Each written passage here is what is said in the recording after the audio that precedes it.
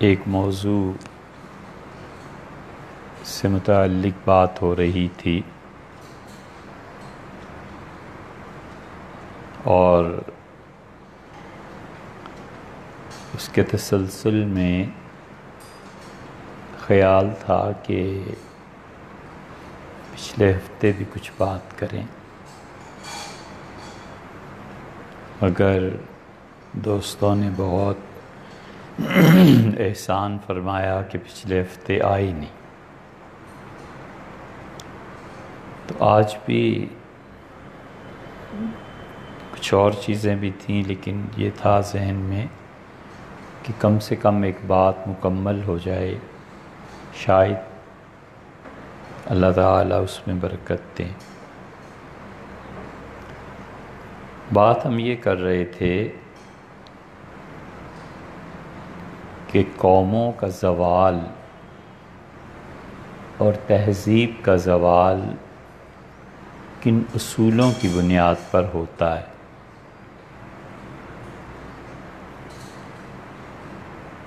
نیتشے نے انسانی اخلاقیات کا ایک پورا نقشہ کھینچ کے مغرب کو دیا تھا، اور کبھی بھی ہتھیلی پہ سرسوں نہیں جمتی۔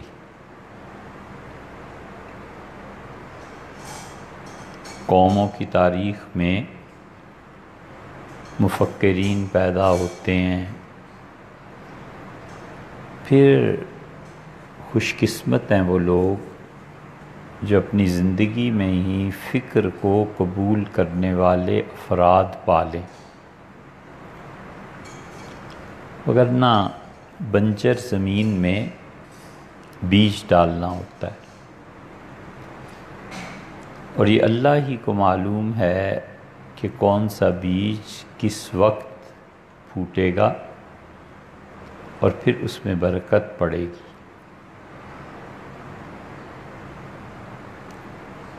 جنرل مشرف پاکستان کی تاریخ میں وہ پہلے آدمی تھے جنہوں نے بڑے وسیع پیمانے پہ انلائٹنمنٹ کے قصے کو چھیڑا۔ افراد کی سطح پہ پہلے بھی ایسے رہے، ایوب خان کے دور میں بھی ایسے تھے، بہت سی کتابیں بھی لکھی گئیں، لیکن انلائٹنمنٹ کا جس زور و شور سے چرچا انہوں نے کیا ہمارے حافظے اور علم میں نہیں ہے کہ اتنی زور سے یا اتنے زور سے یہ ڈھول ان سے پہلے پیٹا گیا، اور ان لوگوں نے بھی انلائٹنمنٹ پہ اپنے تائیدی دستخط کرنا اور اس کی خوبیوں میں ایک تقریر کرنا اپنا فرض سمجھا، جنہیں انلائٹنمنٹ کے ہجے تو کیا یہ لفظ ہی زبان پہ نہیں چڑھتا تھا، لیکن چونکہ سرکار نے فرمایا تھا تو اس لیے کہنا ہی تھا۔ انلائٹنمنٹ کے جو بانی و بانی تھے، یورپ میں انہوں نے 200 سال پہلے یہ تصور پیش کیا، اور جب لوگوں نے اسے پڑھا اور یہ چیزیں کہیں تو وہ پھر کہاں سے کہاں پہنچے۔ معذور بچہ کوئی لینے کو تیار نہیں ہوتا، لیکن معذور بچے سے کوئی کارنامہ سرزد ہو جائے تو پھر ہر فرد اس قوم کا جائز یا ناجائز اس کا باپ بننے کو تیار ہوتا ہے۔ بہت سی چیزیں ایسے ہی ہیں۔ نیتشے نے ایک اخلاق کا تصور دیا، اور دنیا میں ان تحریکات کو جنہوں نے آگے بڑھایا، ان میں سے بڑا کام ہیگل کا تھا۔ جرمنی میں کوئی گلی محلہ ایسا نہیں رہ گیا تھا جہاں پہ ہیگل کے فلسفے پہ یہ جوان لڑکے اور لڑکیاں آپس میں بحث نہ کرتے۔ اخوان الصفا کے رسائل آپ ہمارے یہاں کے پڑھیں، جنہوں نے لکھے تھے انہوں نے جانوروں کی مباحث آپس میں نقل کی ہیں کہ کس جانور نے دوسرے جانور سے کیا کہا۔ وہ جانور سارے متفق ہو گئے کہ اپنا سردار کس کو بنائیں۔ ایک لمبی کہانی۔ علامہ اقبال نے بروقت احساس کیا، اور جو کچھ مغرب نے ہماری طرف بھیجا تھا وہ اپنے دور کا واحد آدمی تھا جس نے جواب بھیجا ہے، اور انہوں نے کتابیں لکھیں، یورپ کو جواب دیا، پسچہ باعث کرد اقوام شرق، مشرق کو اس وقت کیا کرنا چاہیے۔ اور وہ ایک ایسی قوم میں یہ چیزیں چھوڑ کر گئے کہ پہلے تو پھر بھی کچھ خیال آتا تھا کہ بچے فارسی پڑھتے ہیں تو سمجھ لیں گے، وہ فارسی تو بہت دور رہ گئی، اب بچے اردو بھی صحیح نہیں پڑھ سکتے، اور صحیح پڑھنا بھی دور رہ گیا، غلط ہی پڑھ لو مگر اب وہ بھی نہیں پڑھ سکتے۔ تو جو چیزیں قوموں کے لیے، تہذیب کے لیے فنا کے راستے کھولتی ہیں، ان میں سے 2 کا ذکر ہم نے کیا تھا، 3 آج بھی بات عرض کرتے ہیں تاکہ وہ گفتگو پوری ہو جائے، کہ فرد کی ذات میں ذوق عبادت نہ رہے۔ یہ جو علامہ اقبال نے کہا ہے کہ خاص ہے ترکیب میں قوم رسول ہاشمی، تو اللہ تعالیٰ نے اس امت کا مزاج ہی الگ بنایا ہے، اور اس کی بنیاد کہاں پڑی ہے، یہ کوئی چھوٹی سی چیز نہیں ہے۔ حضور اقدس صلی اللہ علیہ وسلم معراج پہ تشریف لے گئے، اور حدیث کی تقریباً ہر بڑی کتاب میں یہ واقعہ مل جائے گا، صحیح بخاری میں بھی، کہ آپ کے سامنے 3 پیالے رکھے گئے۔ وہ معراج کا واقعہ کوئی چھوٹی سی چیز نہیں تھی، اس کائنات کی بڑی چیزوں میں سے تھا کہ ظاہری اسباب اور سامان سب کو معطل اور بیکار کر کے اللہ نے چاہا کہ اس کا ایک بندہ اس کے پاس اس کی طرف جائے، اور خدا نے اس ساری اسباب اور ساری کائنات کے قوانین کو معطل کر کے انہیں بلایا، ورنہ ایک جسم انسانی کیسے جا سکتا ہے؟ حضور اقدس صلی اللہ علیہ وسلم کے تمام کمالات کی بنیاد 2 چیزوں پر ہے، ایک ان کی بشریت اور ایک ان کی عبادت، عبدیت، بندگی۔ جو شخص ان کی عبادت کو کم کر کے دکھائے، یا جو شخص یہ غلطی کرے کہ بشریت میں کمی کر کے دکھائے، اس کا انجام توہین رسالت ہے۔ آخر کار بس توہین رسالت تک پہنچے گا کہ حضور اقدس صلی اللہ علیہ وسلم خدا کے بندے نہیں تھے یا بشر نہیں تھے۔ ان کی تمام کمالات کی بنیاد یہ 2 چیزیں ہیں کہ بندے تھے، اور بندگی خدا کی جتنی بڑھ جائے اتنے ہی کمال ہے، اور بشر تھے، اگر وہ بشر نہیں تھے تو پھر ہم لوگوں کے لیے قابل اتباع نہیں ہے، ہم لوگوں کے لیے ان کی سیرت کوئی معنی نہیں رکھتی۔ تو وہ جو معراج میں چیز پیش آئی، 3 پیالے رکھے گئے، فیصلہ کرنا تھا۔ حضور اقدس صلی اللہ علیہ وسلم سے کیوں نماز پڑھوائی؟ تمام انبیاء علیہ السلام پیچھے کھڑے تھے، اور معراج کے واقعے کے بعد ظلم ختم ہوتا چلا گیا تدریجاً۔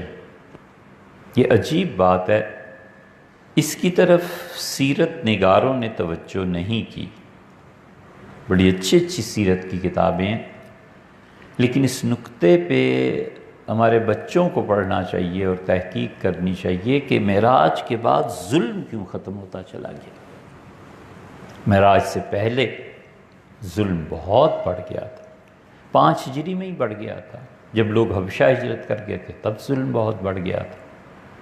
حبشہ کی جو ہجرت تھی اس سے پہلے مکہ میں تعذیب کا، ستانے کا، تنگ کرنے کا کوئی ایسا معیار و پیمانہ نہیں تھا جو اہل مکہ نے پورا نہ کر لیا۔ قتل کرنا تو خیر معمولی بات تھی، ہو جاتے تو بہت ہی اچھا تھا۔ جن بیچاروں کو ہر روز صبح اٹھ کے انگاروں پہ لیٹنا پڑتا تھا اور پھر دوا دارو کر کے ان کے زخم ٹھیک ہوتے تھے، بس وہ پھر لٹا دیتے تھے۔ لیکن معراج جب ہوئی ہے تو پھر ظلم کم ہوتا چلا گیا۔ 1.5 سال رہا، پھر تو رسول اللہ صلی اللہ علیہ وسلم خود ہی تشریف لے گئے تھے۔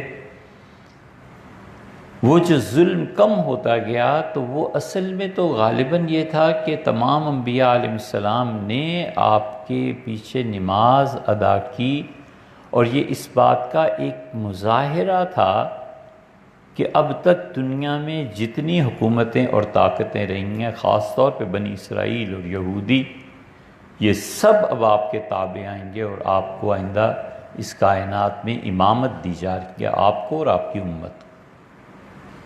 اور امت کی امامت اور سیادت یہ ابھی تک رہی ہے، یہ خلافت کے ٹوٹنے سے پہلے تک۔ اسی لیے خلافت کا آخری دور اس سے ٹوٹ ہی جانا تھا اب ترکی میں،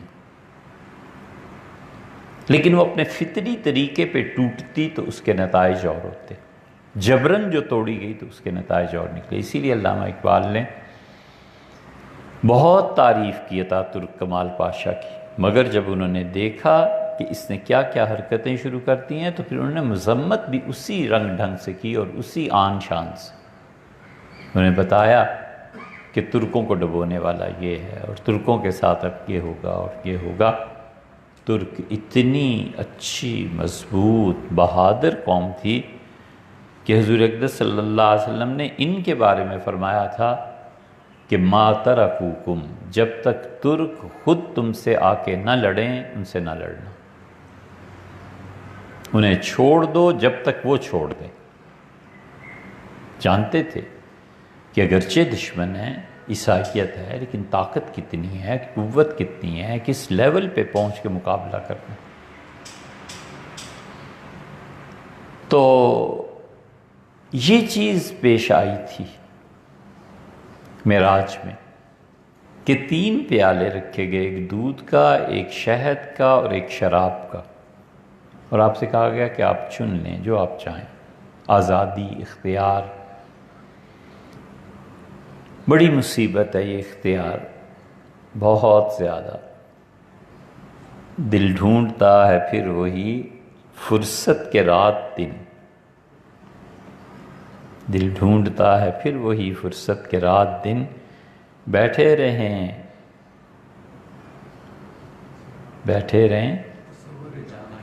نہیں، درمیان میں کچھ اور بھی کیا ہے؟ دل ڈھونڈتا ہے پھر وہی فرصت کے رات دن، بیٹھے رہیں تصور جانا کیے ہوئے۔ اچھا ایسے ہی ہوگا، بیٹھے رہیں تصور جانا کیے ہوئے۔ اختیار بڑی بری چیز ہے۔ انسان کا اصل کمال یہ نہیں ہے کہ کسی کو اپنا بنا لے، اصل کمال انسانیت کا یہ ہے کہ اپنے آپ کو کسی کے حوالے کر دے۔ جب حوالے کرتا ہے تو انا سے دستبردار ہو جاتا ہے، جب انا مٹتی ہے تو پھر آگے بات چلتی ہے۔ جب تک کہ اختیار، انا، اپنی اکڑ باقی رہتی ہے نا، تب تک مسئلہ بڑا ٹیڑھا رہتا ہے۔ اور اسی لیے موت سب سے پہلے جس چیز کو چھینتی ہے وہ اختیار ہے۔ سب سے پہلے موت سے جو چیز چھینتی ہے اختیار۔ اب پاؤں سے جان نکل گئی، چل کے دکھاؤ، اب ہاتھ پہ جان ہو گئے، اور اللہ کے وہ بندے جو بالکل اپنے اختیار سے بھی دستبردار اختیاری طور پر ہو جاتے ہیں، ان کے اختیارات کا دائرہ بڑا وسیع ہو جاتا ہے۔ اپنی خود مختاری کو اپنے اختیار سے ختم کر دینا، یہ بڑے لوگوں کا کمال ہے، یہ بڑے لوگوں کی زندگی میں، اور پھر اللہ اس کے عوض میں ایسا اختیار دے دیتا ہے کہ کمال ہے پھر اس اختیار کا بھی، وہ نظروں سے بھی اوجھل ہوتا ہے۔ بھوپال میں ایک خانقاہ ہے، حضرت مجدد الفسانی سرہندی رحمۃ اللہ علیہ کے 4 صاحبزادے تھے، چاروں ہی باکمال تھے۔ ان میں جو یحییٰ رحمۃ اللہ علیہ تھے، ان کی اولاد نے بھوپال میں خانقاہ بنائی، اس لیے وہ یحیوی مجددی کہلاتے ہیں۔ پیر ابو احمد صاحب رحمۃ اللہ علیہ بہت بڑے مشائخ میں سے تھے، بہت بڑے، اپنے زمانے کے کبار اولیاء کرام میں سے تھے۔ مولانا عبد الشکور صاحب لکھنوی رحمۃ اللہ عنہ کے خلیفہ تھے۔ ان کے بیٹے شاہ یعقوب صاحب رحمۃ اللہ علیہ، وہ بھی کمال کے آدمی تھے۔ ہمارے شیخ مولانا ابوالحسن علی ندوی رحمۃ اللہ علیہ ان کی مجلس میں جاتے تھے، شیخ حالانکہ اتنے بلند پایا ہو کے خاص طور پہ بھوپال وقت نکال کے جاتے تھے، اور اتنی عظمت کے باوجود کہ پورے عالم اسلام میں ان کا شورا اور ڈھنڈورا پٹ رہا تھا، بالکل سادہ بچوں کی طرح اپنی کاپی لے جاتے تھے، پین، اور شیخ جو کچھ کہتے تھے اسے لکھتے رہتے تھے۔ اور حضرت نے جو کچھ لکھا، مولانا ابوالحسن علی ندوی رحمۃ اللہ علیہ نے، وہ اب چھپ گیا ہے۔ اس کتاب کا نام ہے صحبت با اہل دل، یہ ضرور پڑھنی چاہیے۔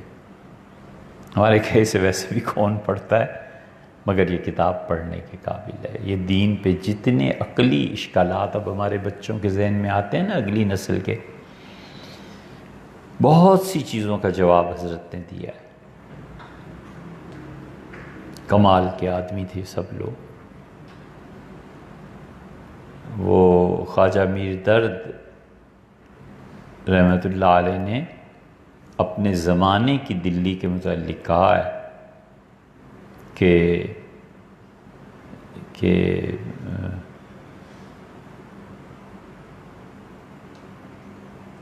جو شخص نظر آیا، تصویر نظر آیا،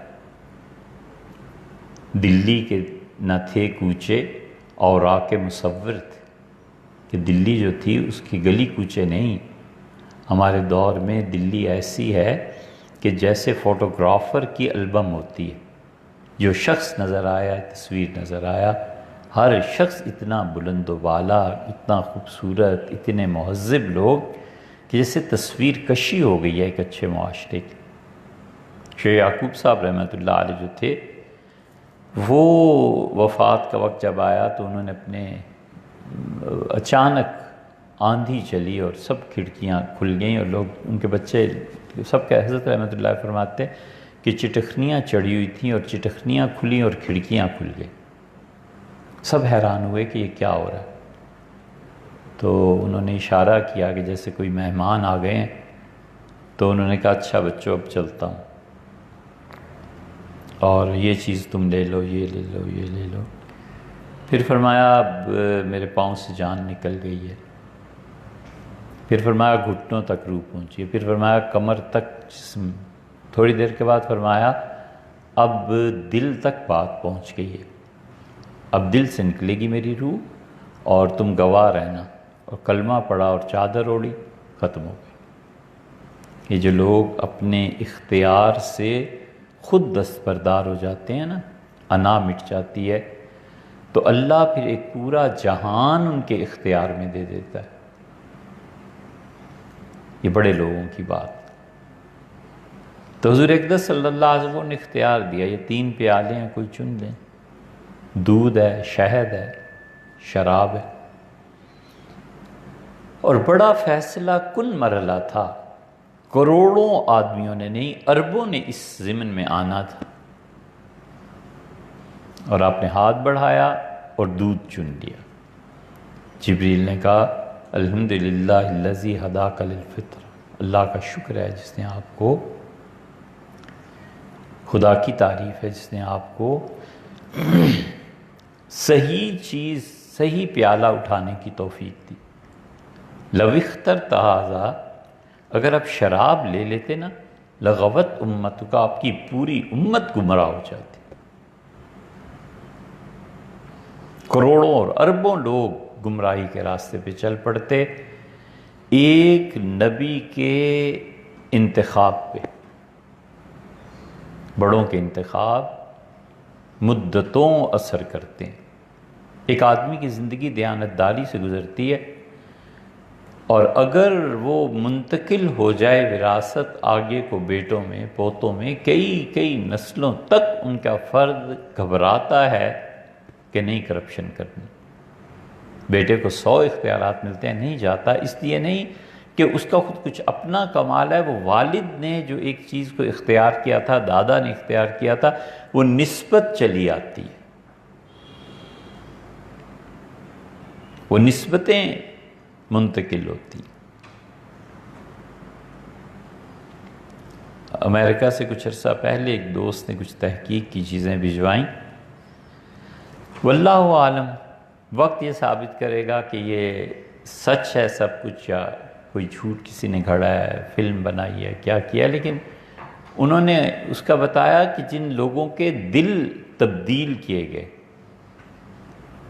ان آدمیوں نے اپنے تاثرات بیان کیے، اور انہوں نے کہا کہ اب ہم وہ خواب دیکھتے ہیں جو پہلے کبھی زندگی میں نہیں دیکھے تھے، اور اب وہ روحیں ملتی ہیں جو پہلے کبھی نہیں، ہم جانتے بھی نہیں، اور وہ کھانے کھانے لگے ہیں جو کھانے کبھی ہم وحشت اور نفرت سے بھاگتے تھے کہ اس کو نہیں کھانا، اب وہ کھانے لگے۔ تو اس نتیجے پہ پہنچے کہ دل میں انسانی یادداشت کا کچھ حصہ ہے، دماغ میں ہی نہیں، اور وہ نام سامنے آنے لگے جو کبھی سنے ہی نہیں تھے۔ تو اس نتیجے پہ پہنچے کہ جو دل تبدیل کیا گیا ہے نا، اس دل میں جو خانہ تھا یادداشت کا، جو خانہ تھا ان چیزوں کا، اب وہ جسم نیا مل گیا اور دل پرانا ہے، تو وہ چیزیں عود کرنے لگیں، آنے لگیں۔ تو آدمی جن چیزوں کو زندگی کے مقاصد اور اصول بنا لیتا ہے، نسلوں میں ٹریول کرتی ہیں، اور 5ویں 6ٹھی نسل جب آتی ہے تو حیران ہوتا ہے کہ میرے ساتھ یہ کیوں ہے ایسے، کوئی توجہ نہیں۔ آپ اس کی عملی زندگی میں دیکھنا چاہیں تو بعض لوگوں میں یہ حس پائی جاتی ہے کہ وہ میدانی علاقوں میں جتنا سفر کر لیں، یہاں سے انہیں سفر شروع کرائیں اسلام آباد سے اور کراچی تک لے جائیں، نہیں تھکتے، اور اسے کہ پشاور ہوا وہ تو تھک جاتے ہیں، اور بعض پشاور کیا روس تک لے جائیں نہیں تھکتے، اور اسے کہیے یہاں سے لاہور جاؤ تو تھک جائے۔ یہ عملاً بعض لوگوں میں ہم نے خود بھی دیکھا ہے۔ پتہ چلا کہ اس کی پیدائش پہاڑی علاقے میں ہوئی تھی، اس لیے میدان میں جب سفر کرتا ہے تو تھکتا ہے، اور پتہ چلا کہ اس کی پیدائش میدانی علاقے میں ہوئی تھی، پہاڑ کی طرف چلے تو تھک جاتا ہے۔ یہ ایک فطری چیز، یہ تو جتنی میٹا فزکس بڑھ رہی ہے تب جا کر یہ چیزیں کھل رہی ہیں۔ تو حضور اقدس صلی اللہ علیہ وسلم نے چن لیا، اس نے کہا اگر آپ یہ چن لیتے نا تو آپ کی پوری امت گمراہ ہو جاتی۔ یہ انتخاب اختیار کے ساتھ، تو انسانوں میں، فرد میں ذوق عبادت ہے، اور ذوق عبادت کی بھی 2 بنیادیں ہیں۔ ایک جس سے محبت ہے اس کو یاد کرنا، سیدھی سی بات ہے۔ اس نے پوچھا میری یاد آتی ہے، اس نے کہا بھولے ہی کب تھے جو یاد آئے، سیدھی سی بات ہے۔ انسان کے مرکزی خیال میں کیا ہے؟ بس دن رات اٹھتے بیٹھتے کیا سوچتا ہے؟ اگر اس کے اعصاب پہ دولت اور پیسہ سوار ہے تو صبح سے شام تک کا مرکزی خیال صرف پیسہ ہے، کتنے لینے ہیں، کتنے دینے ہیں، کس بینک میں جانا ہے، کیا کرنا ہے، کیا نہیں کرنا۔ اس کے مرکز کے خیال میں اپنی اولاد ہے، اس وقت میرے بچے کیا کر رہے ہوں گے، کب سکول گئے، کب آئے ہوں گے، اب کیا ٹائم ہو گیا ہے بچوں کو۔ بالکل ٹھیک ہے، ایک آدمی کے مرکز کے خیال میں حکومت کا حصول ہے، تج دے دے گا ساری دنیا کو کہ کسی طرح حکومت لے لے۔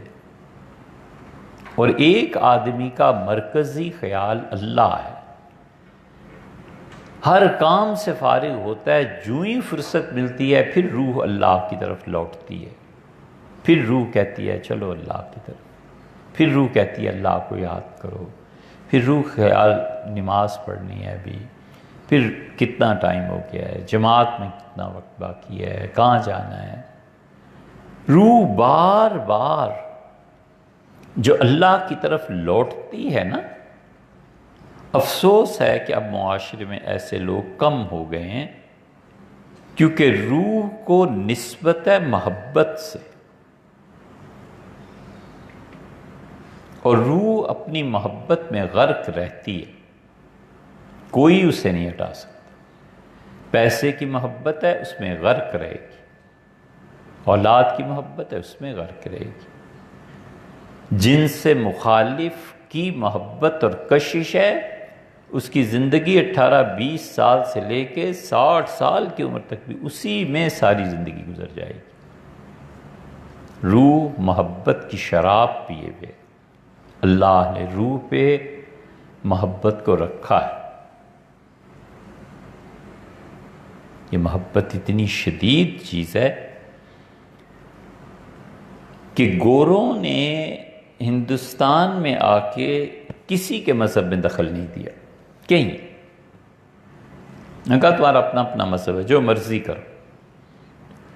اور سکھ مذہبی حکومت تھی، جاہلوں کی، اجڑ گنوار۔ آپ کبھی، یہ ظاہر ہے ہم آپ سب مارکیٹ میں جاتے ہیں تو آپ کو ہر 5ویں 10ویں دکان پہ کوئی سپرے نظر آ جائے گا، زمانے کا آئٹم ہے نا، کیڑے مارنے کا ہے جی یہ سپرے، یہ کیا ہے جی یہ میڈیسن سے متعلق رکھتا ہے، یہ کیا ہے یہ ہاتھوں پہ جراثیم لگ جاتے ہیں اس کے متعلق، ہر جگہ نظر آ جائے گا۔ سکھوں کے زمانے میں ہر جگہ 4 فٹ 5 فٹ 6 فٹ 7 فٹ پنجرے ہوتے تھے۔ پنجرہ کیسا ہوتا تھا؟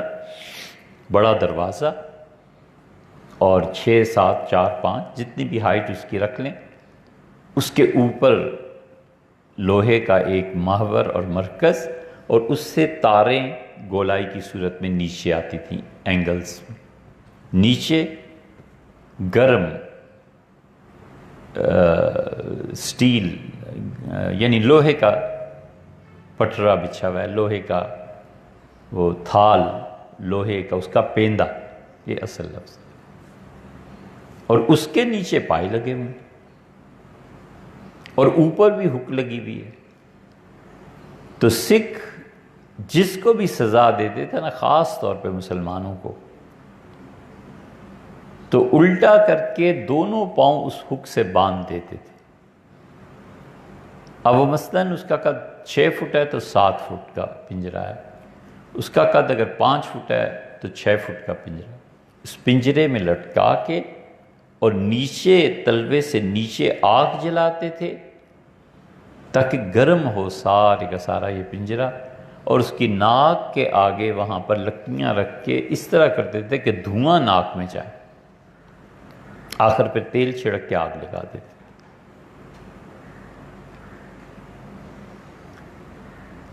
تو گوروں نے کبھی بر صغیر میں آ کے وہ جانتے تھے کہ حکمرانی کیا ہے۔ حضرت شاہ عبدالعزیز صاحب رحمۃ اللہ علیہ کے ساتھ 2 واقعات عجیب پیش آئے۔ یہ گوروں میں جو سی ایس ایس ہوتا تھا نا، اس کا نام کچھ اور تھا، ہمارے ہاں سی ایس ایس ہوا ہے، اس سے پہلے کیا تھا جی؟ ICS. یہ جس کو ICS میں آفیسر لیتے تھے اپنے ہاں بھی، تو اس کو 2 مہینے 2.5 مہینے 1.25 اردو پڑھاتے تھے، ضروری اردو سکھا دیتے تھے. اور اس کے بعد جو سفر ہوتا تھا، وائس رائے خاص طور پہ جو آتا تھا، تو سفر میں بھی اردو کا ٹیچر ساتھ رہتا تھا. سفر ایسے آسان تھوڑے ہی تھے. افریقہ رکے، بحری جہاز میں آئے تو فلاں جگہ رکے، فلاں جگہ رکے، لندن سے یہاں آنے میں ہفتہ لگ گیا، 2 ہفتے لگ گئے، تو وہ اسے اردو سکھاتے رہتے تھے. ملکہ وکٹوریہ نے اردو سیکھی تھی. تو وہ جب اردو میں کچھ نہ کچھ تو جانتے تھے، تو دلی میں ایک وائس رائے آیا، اور پھر آہستہ آہستہ اس نے کہا کہ اس شہر میں جو کوئی آدمی اس قابل ہے مسلمان ہو جس کی صحبت میں بیٹھا جائے، اس کو تلاش کرو. تو پتہ چلا شاہ عبدالعزیز صاحب محدث دہلوی رحمۃ اللہ علیہ، ان کی مجلس حکمت سے بھری ہوئی ہوتی تھی. حکمت اللہ نے ان پہ کھول دیے تھے دروازے. قرآن میں آیا نا یؤت الحکمہ، اور اللہ نے جس کو اس دین کی سمجھ دی ہے فقد اوتی خیرن کثیرا، اللہ نے اسے بڑی خیر سے نوازا، بہت خیر سے. تو گورے آہستہ آہستہ شاہ عبدالعزیز صاحب رحمۃ اللہ علیہ کے یہاں آنے لگے. اب تک اس قوم میں یہ حس باقی ہے، اب تک. امریکہ میں، لندن میں ہم نے خود دیکھا، ان کے جو دانشور ہیں نا، ایک لیکچر کا لگ جائے کہ اس نے آج فلاں جگہ لیکچر دینا ہے، ٹھٹ کے ٹھٹ لگ جاتے ہیں. لوگ سنتے، لوگ سمجھتے ہیں کہ اچھا یہ بات ہے، اچھا یہ بات ہے. یہ حکمت مسلسل تربیت کرتی ہے، اور جہالت بھی مسلسل تربیت کرتی ہے. دونوں اپنے اپنے کام پہ لگے ہوئے ہیں. کلن نمد، اور ہم ہر ایک کو کام کرنے کا موقع دیتے ہیں. ہؤلاء وہؤلاء، جو نیکی کا کام کرنا چاہتے ہیں ہم ان کو بھی موقع دے دیتے ہیں، اور جو برا کرنا چاہتے ہیں ان کو بھی. وَمَا كَانَ عَطَاءُ رَبِّكَ مَحْظُورًا، اور تیرا پروردگار جو مواقع دیتا ہے نا، اس کو روکنے والا کوئی نہیں. کفر کرنا ہے، گناہ کرنا ہے، کرو، آگے بڑھو اور کر لو، کوئی نہیں. نیکی کر لو اور کرو. فَاسْتَبِقُوا الْخَيْرَاتِ، بڑھو نیکی کے کاموں. تو گورے وہ آنا جانا شروع ہو گئے. تو شاہ عبدالعزیز صاحب رحمۃ اللہ علیہ دیکھتے رہتے تھے. کسی نے حضرت سے پوچھا، یہ پہلا واقعہ، اس نے کہا حضرت آزادی کب ملے گی؟ تو ارشاد فرمایا کہ غلامی جن لوگوں کے ہاتھ سے گڑ رہی ہے نا، یہ بڑے دانا لوگ ہیں، بڑے حکمت سے کام کرنے والے ہیں. آزادی اتنی جلدی نہیں ملتی ہے. یہ کب کہا تھا کہ 1820، 125 سال کے بعد وہ بھی کہنے میں ملی. اور دوسرا واقعہ جو پیش آیا بالکل اس کے برعکس ہے. اردو پڑھا لکھا تھا، اس نے آ کے ایسے ہی شلوار قمیض پہن کے مسجد کے کونے میں بیٹھ گیا، رومال اوڑھ لیا. اس زمانے میں یہی ہوتا تھا. اب نماز پڑھ رہا ہے، سب کچھ. تو حضرت شاہ عبدالعزیز صاحب رحمۃ اللہ نے وعظ فرمایا. تو اس میں یہ بات بھی تھی کہ اب جو ہماری حکومت ہے اس نے یہ کام صحیح نہیں کیا، یہ نہیں کیا. تو آخر پہ جانے سے پہلے کہنے لگا کہ حضرت جب آپ جیسے لوگ گوشہ نشین ہو جائیں گے نا، تو پھر حکومت میں ہم جیسے ہی آئیں گے. یہ اس نے اس کا جواب پیرا. تو یہ خالصتاً سکھوں کی حکومت جو تھی مذہبی تھی. اس کے بعد جب گوروں کی حکومت آئی ہے تو اس نے سیکولر تھی، آزادی دے دی سب کو. اس لیے اس زمانے کے مورخین بڑے بڑے اولیاء کرام جو لکھتے ہیں کہ انگریزوں کا دور خدا کی رحمت ہے، وہ اس معنی میں کر کے لکھتے ہیں. یہ نہیں ہے کہ غلامی کوئی نعمت تھی، وہ کہتے ہیں انہوں نے وہ دور بھی دیکھا تھا سکھوں کا بھی. اس کے بعد جو یہ دور آیا آزادی کا، انگریزوں نے کبھی ہندوستان پورے کی تاریخ اٹھا لو جو کسی کو چھیڑا ہو، انہوں نے دو رسمیں اور چیزیں ایسی تھیں جس میں دخل دیا، اور انہوں نے مسلمانوں کی اس چیز میں دخل دیا کہ انہوں نے کہا یہ جو مسلمان خواتین اور یہ ساری اس طرح کی بیہودہ جگہیں قائم ہو رہی ہیں بازار، انہیں ختم کرو. وہ جیسے بھی تھے، لیکن ان میں اب تک آپ اس کلنٹن کا واقعہ دیکھیں، وہ جو خاتون کے ساتھ پیش آیا، قوم نے کہا اترو بھئی، چھوڑو. وہ اپنے حکمرانوں میں اب تک اخلاق کی یہ گراوٹ برداشت نہیں کرتے. گوروں نے کہا تم مسلمان ہو. ہم نے کہا ہم ثبوت دیتے ہیں کہ مسلمان ہی نہیں ہندوستانی بھی ہیں. تو کہا متع جو ہے یہ ہماری شرع شریف میں جائز ہے، اس لیے آئندہ سے اس کی اجازت دی جائے. وہ بھی قانون دان تھے گورے.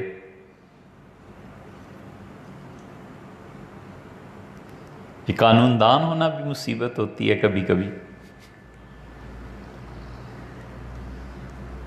پنجاب کے ایک بہت بڑے زمیندار تھے، نام نہیں لیتا، بہت زمینیں اللہ نے دی تھی. انہوں نے اپنے بچوں کو آکسفورڈ بھیج دیا. وہاں سے پڑھ لکھ کے جب فارغ ہوئے تو وہ ایک قانون کا ادارہ بھی بڑا مشہور ہے، اس میں چلے گئے، قانون پڑھا. جب واپس آئے تو پانی لگانا تھا زمینوں کو. تو والد صاحب نے کہا کہ بچے حکمرانی یہی کرنی ہے، یہ کتنے 20 مربع زمین ہے، یہ تم لوگوں کی ہے، تو آج رات پانی لگنا ہے. تو دیکھو پانی لگانے کے لیے یہ چیزیں ضروری ہوتی ہیں، اور پانی لگے جب تو سب سے زیادہ خیال رکھو کہ کوئی اور ناکہ توڑ نہ لے، تو پانی ادھر چلا جائے گا. تو نکلے، باپ نے دکھایا. انہوں نے دیکھا کہ رات کو پانی لگنا ہے تو بہت سے لوگ پھاوڑے اور کئی اور رومال اور اس پہ سب کچھ رکھ کے کندھے پہ رکھ کے لے جا رہے ہیں. ان بچوں نے آکسفورڈ میں وہاں پڑھتے رہے، دیکھا نہیں. کہا ابا یہ کیا ہے؟ اس نے کہا بیٹے یہ بھی پانی لگانے میں کام آتے ہیں. کہا ابا کیا کام آتے ہیں؟ اس نے کہا میں دکھاؤں گا کہ اگر کسی نے پانی توڑنا ہو نا تو اس پھاوڑے سے توڑتے ہیں. اس نے کہا آج رات یہاں نگرانی کرو، میں جا رہا ہوں. وہ جا کے لیٹ گیا ڈیرے پہ. تو شور مچ گیا کہ اوے ہمارا پانی توڑ دیا. وہ کس نے توڑا؟ چلو چلو، اور چل. وہ شور مچ گیا. تو بیٹا بھاگا آیا اور کہا والد آپ بالکل بے فکر رہیں، وہ آپ کے جانے کے بعد 15-1 منٹ پانی چلا تھا، پھر سب لوگوں نے توڑ دیا ہے. پھر میں گھر آیا ہوں اور قانون کی دفعات دیکھی ہیں، فلاں دفعہ کے تحت ان کے خلاف مقدمہ کیا جائے گا صبح. تو کہ پانی کا کیا؟ اس کا ابا توڑ دیا ہے، بس اب میں کیا کر سکتا ہوں، اس پہ تو قانونی طور پہ کچھ گنجائش نہیں. اس نے شور مچایا اور کہنے لگا کوئی ان پڑھ بچہ اپنا دے دو اور میرے دونوں لے لو. تو کبھی کبھی قانون کی ایسی مصلحتیں اور چیزیں ہوتی. تو انگریزوں نے دماغ تھا نا، انہوں نے کہا مسلمانوں یہ کام نہ کرو. ہم نے کہا ہم ہندوستانی ہیں، کام کے اور ذریعہ نکال لیں گے. درخواست دے دی کہ مطابق ہمارا مذہبی حق ہے لہٰذا دیا جائے. اس نے کہا آئندہ سے جس عورت نے بھی یہ کرنا ہے وہ لائسنس لے گی گورنمنٹ سے اور تب کرے گی. اب لائسنس لے کے یہ کام شروع ہوا تھا. اور اب جو لائسنس ایشو کرتے تھے وہ خود ہی. بہرحال بغداد میں قحط پڑا اور حکومت نے کہا گنو ہمارے دور میں جو کیا ہے اتنی طاعون پھیل گیا، طاعون سے جو لوگ مر گئے کتنے ہیں۔ تو بڑے بڑے مٹکے قبرستان میں رکھے ہوئے تھے اور روز لوگ جنازے لاتے تھے، تو جتنے جنازے آتے تھے اتنے کنکر ڈال دیتا تھا اور شام کو گن دیتا تھا۔ ایک بچہ بھی باپ کے ساتھ جنازے میں آتا تھا، ایک دن آدمی بدل گیا کنکر ڈالنے والا، تو بچے نے باپ سے پوچھا کہ ابا وہ جو پہلے بڈھا رہتا تھا یہاں پہ کنکر ڈالتا تھا، میں آتا تھا مجھے پیار کرتا تھا سر پہ ہاتھ پہ، تو وہ کہاں گیا؟ اس نے کہا بیٹے وہ بھی مٹکے میں ہی چلا گیا۔ تو یہی ہوتا ہے، جو لائسنس جاری کرتے تھے نا وہ خود اس مٹکے میں۔ اور انگریزوں نے دوسرا قانون جس میں دخل دیا وہ تھا جو مغل بڑی کوشش کر چکے تھے مگر کامیابی نہیں، اور وہ تو تھا عورتوں کا ستی ہونا، اپنے شوہر کی میت کے ساتھ چتا میں جل جانا۔ اتنا دردناک منظر تھا کہ جو دیکھتے تھے دہل جاتے تھے۔ ہندوؤں کے ہاں لڑکی بیوہ ہو جائے وہ چتا پہ چڑھ جاتی تھی، زندہ آگ میں جل جاتی تھی۔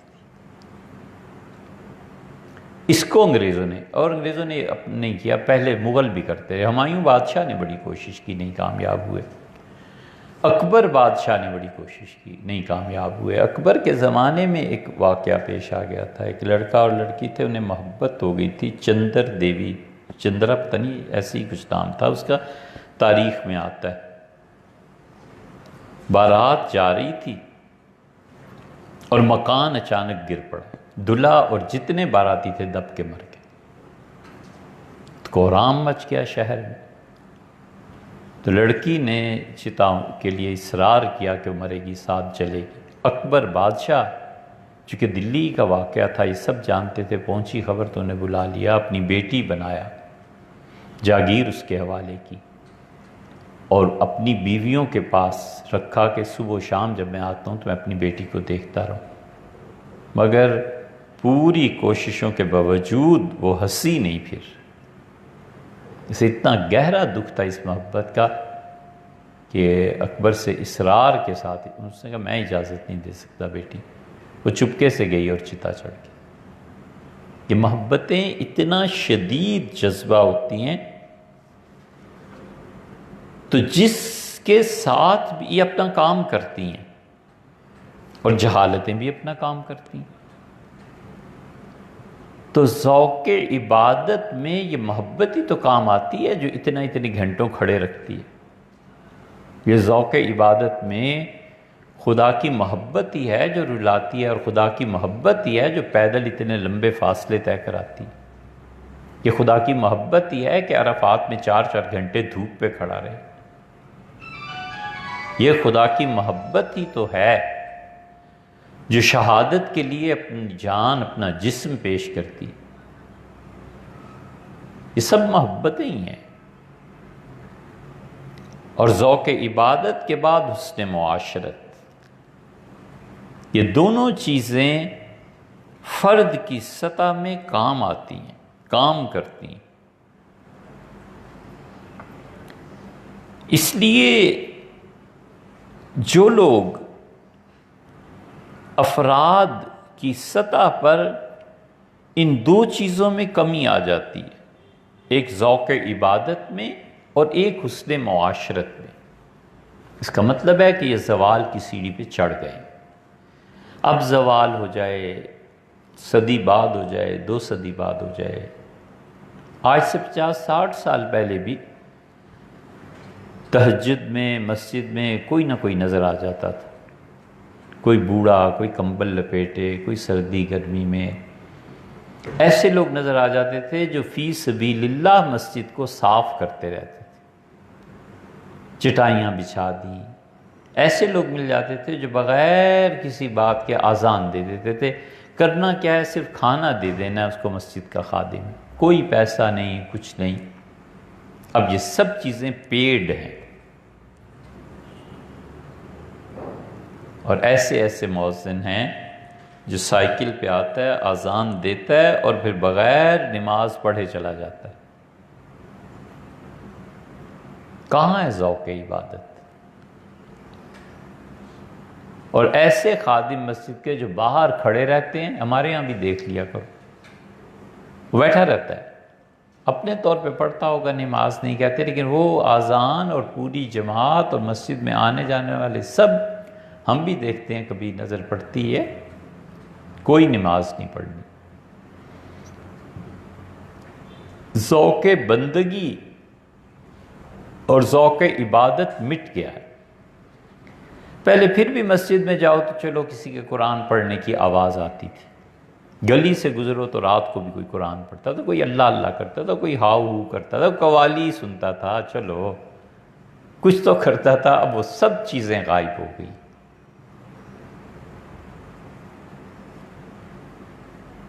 اس لیے اب عروج کی باتیں اور یہ چیزیں خواب دیکھتا رہے جتنا عرصہ جی چاہے، لیکن عمل کی زندگی میں اب مایوسی کی تائید زیادہ ہوتی ہے اور امید خواب ہے، جیسے چاہے زندگی گزارے۔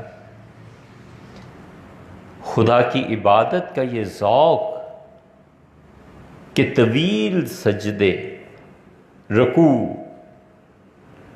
نمازوں میں فاتحہ کے بعد جو ضم سورہ ہے، سورت کو ملانا ہے، اس کی جستجو کہ حضور صلی اللہ علیہ وسلم کون کون سی صورتیں پڑھتے تھے، چلو یار کچھ یاد کرنے کی کوشش کرتے ہیں، ملیا میٹ ہو گئے۔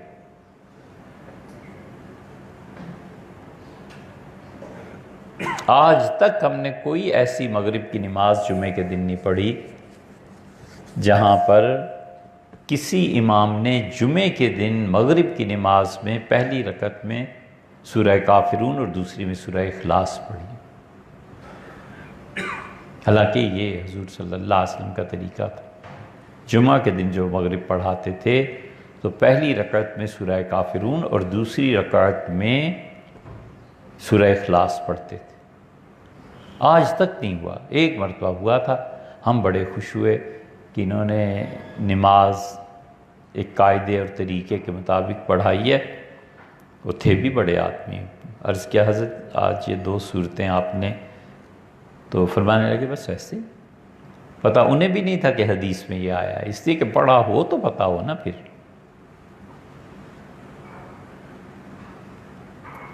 تھے اپنے طور پہ بڑے آدمی، کہیں نہیں ملے گا اب یہ، اس لیے کہ بندگی کا ذوق ختم ہو گیا، اور حسن معاشرت اس کا تو حال ہی عجیب ہو گیا ہے، اس پہ بات نہیں کرنی زیادہ۔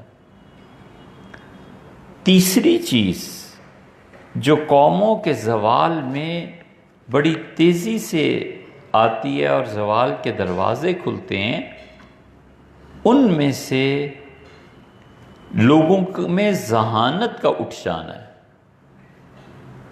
جس قوم میں ذہین افراد پیدا ہونے بند ہو جاتے ہیں یا پیدا تو ہوتے ہیں مگر اس ذہانت کو غلط استعمال کرتے ہیں، اور پھر وہ جو ذہین ہوتے ہیں ذہانت کو استعمال ان سے کروانا چاہیے، ان کو کوئی مربی نہیں ملتا جو تربیت کر سکے۔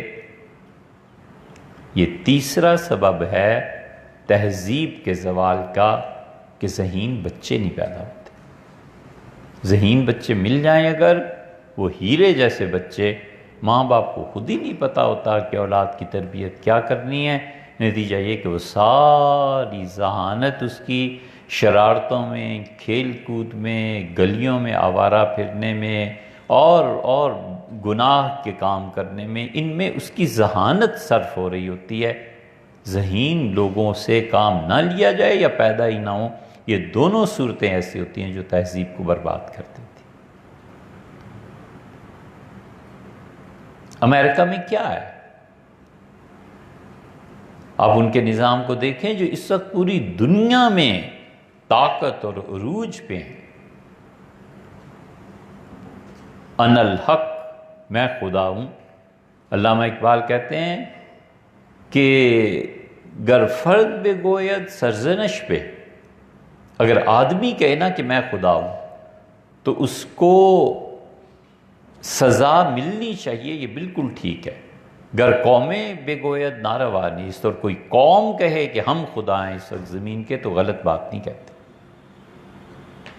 اس وقت امریکنز خدا کے درجے میں اس دنیا میں، علامہ اقبال نے جو کہا ہے نا کہ اگر قوم کہے کہ ہم خدا ناروا نیز تو بری بات نہیں کہتے، وہ ہیں۔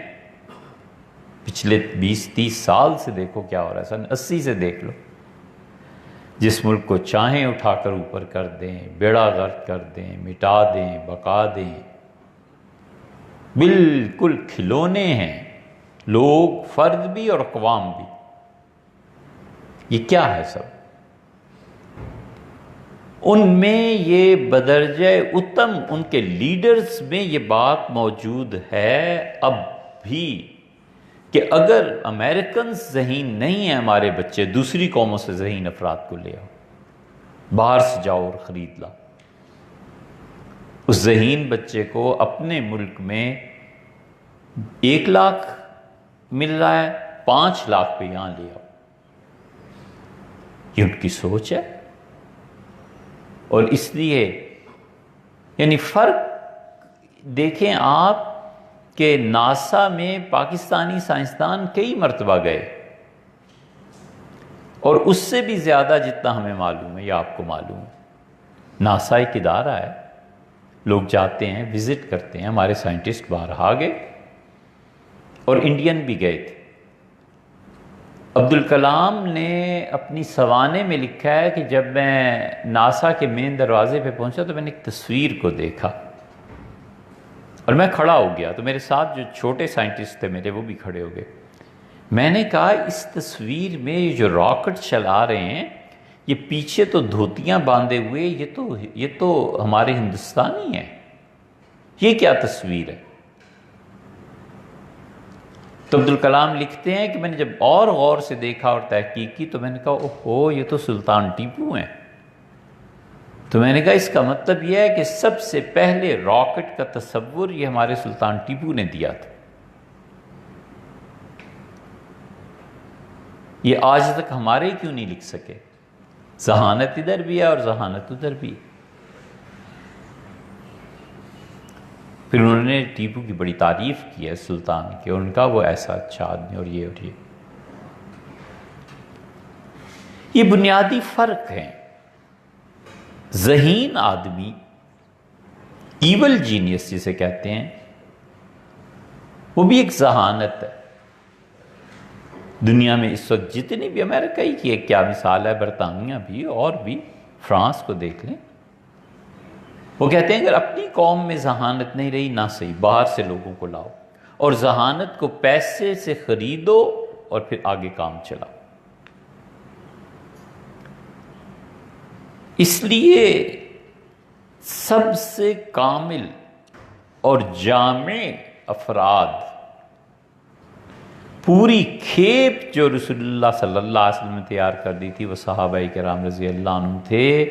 اللہ کو دنیا میں ترقی کے لیے اور آخرت میں جنت کو بھر دینے کے لیے جو افراد مطلوب تھے نا کہ ان میں کیا کیا کوالٹیز ہونی چاہیے، وہ رسول اللہ صلی اللہ علیہ وسلم اپنی ٹیم میں پیدا کر کے دنیا سے تشریف لے گئے۔ کوئی چیز ایسی نہیں تھی جس میں کوئی کسر اور کمی چھوڑ دی ہو آپ۔ جتنے مطلوبہ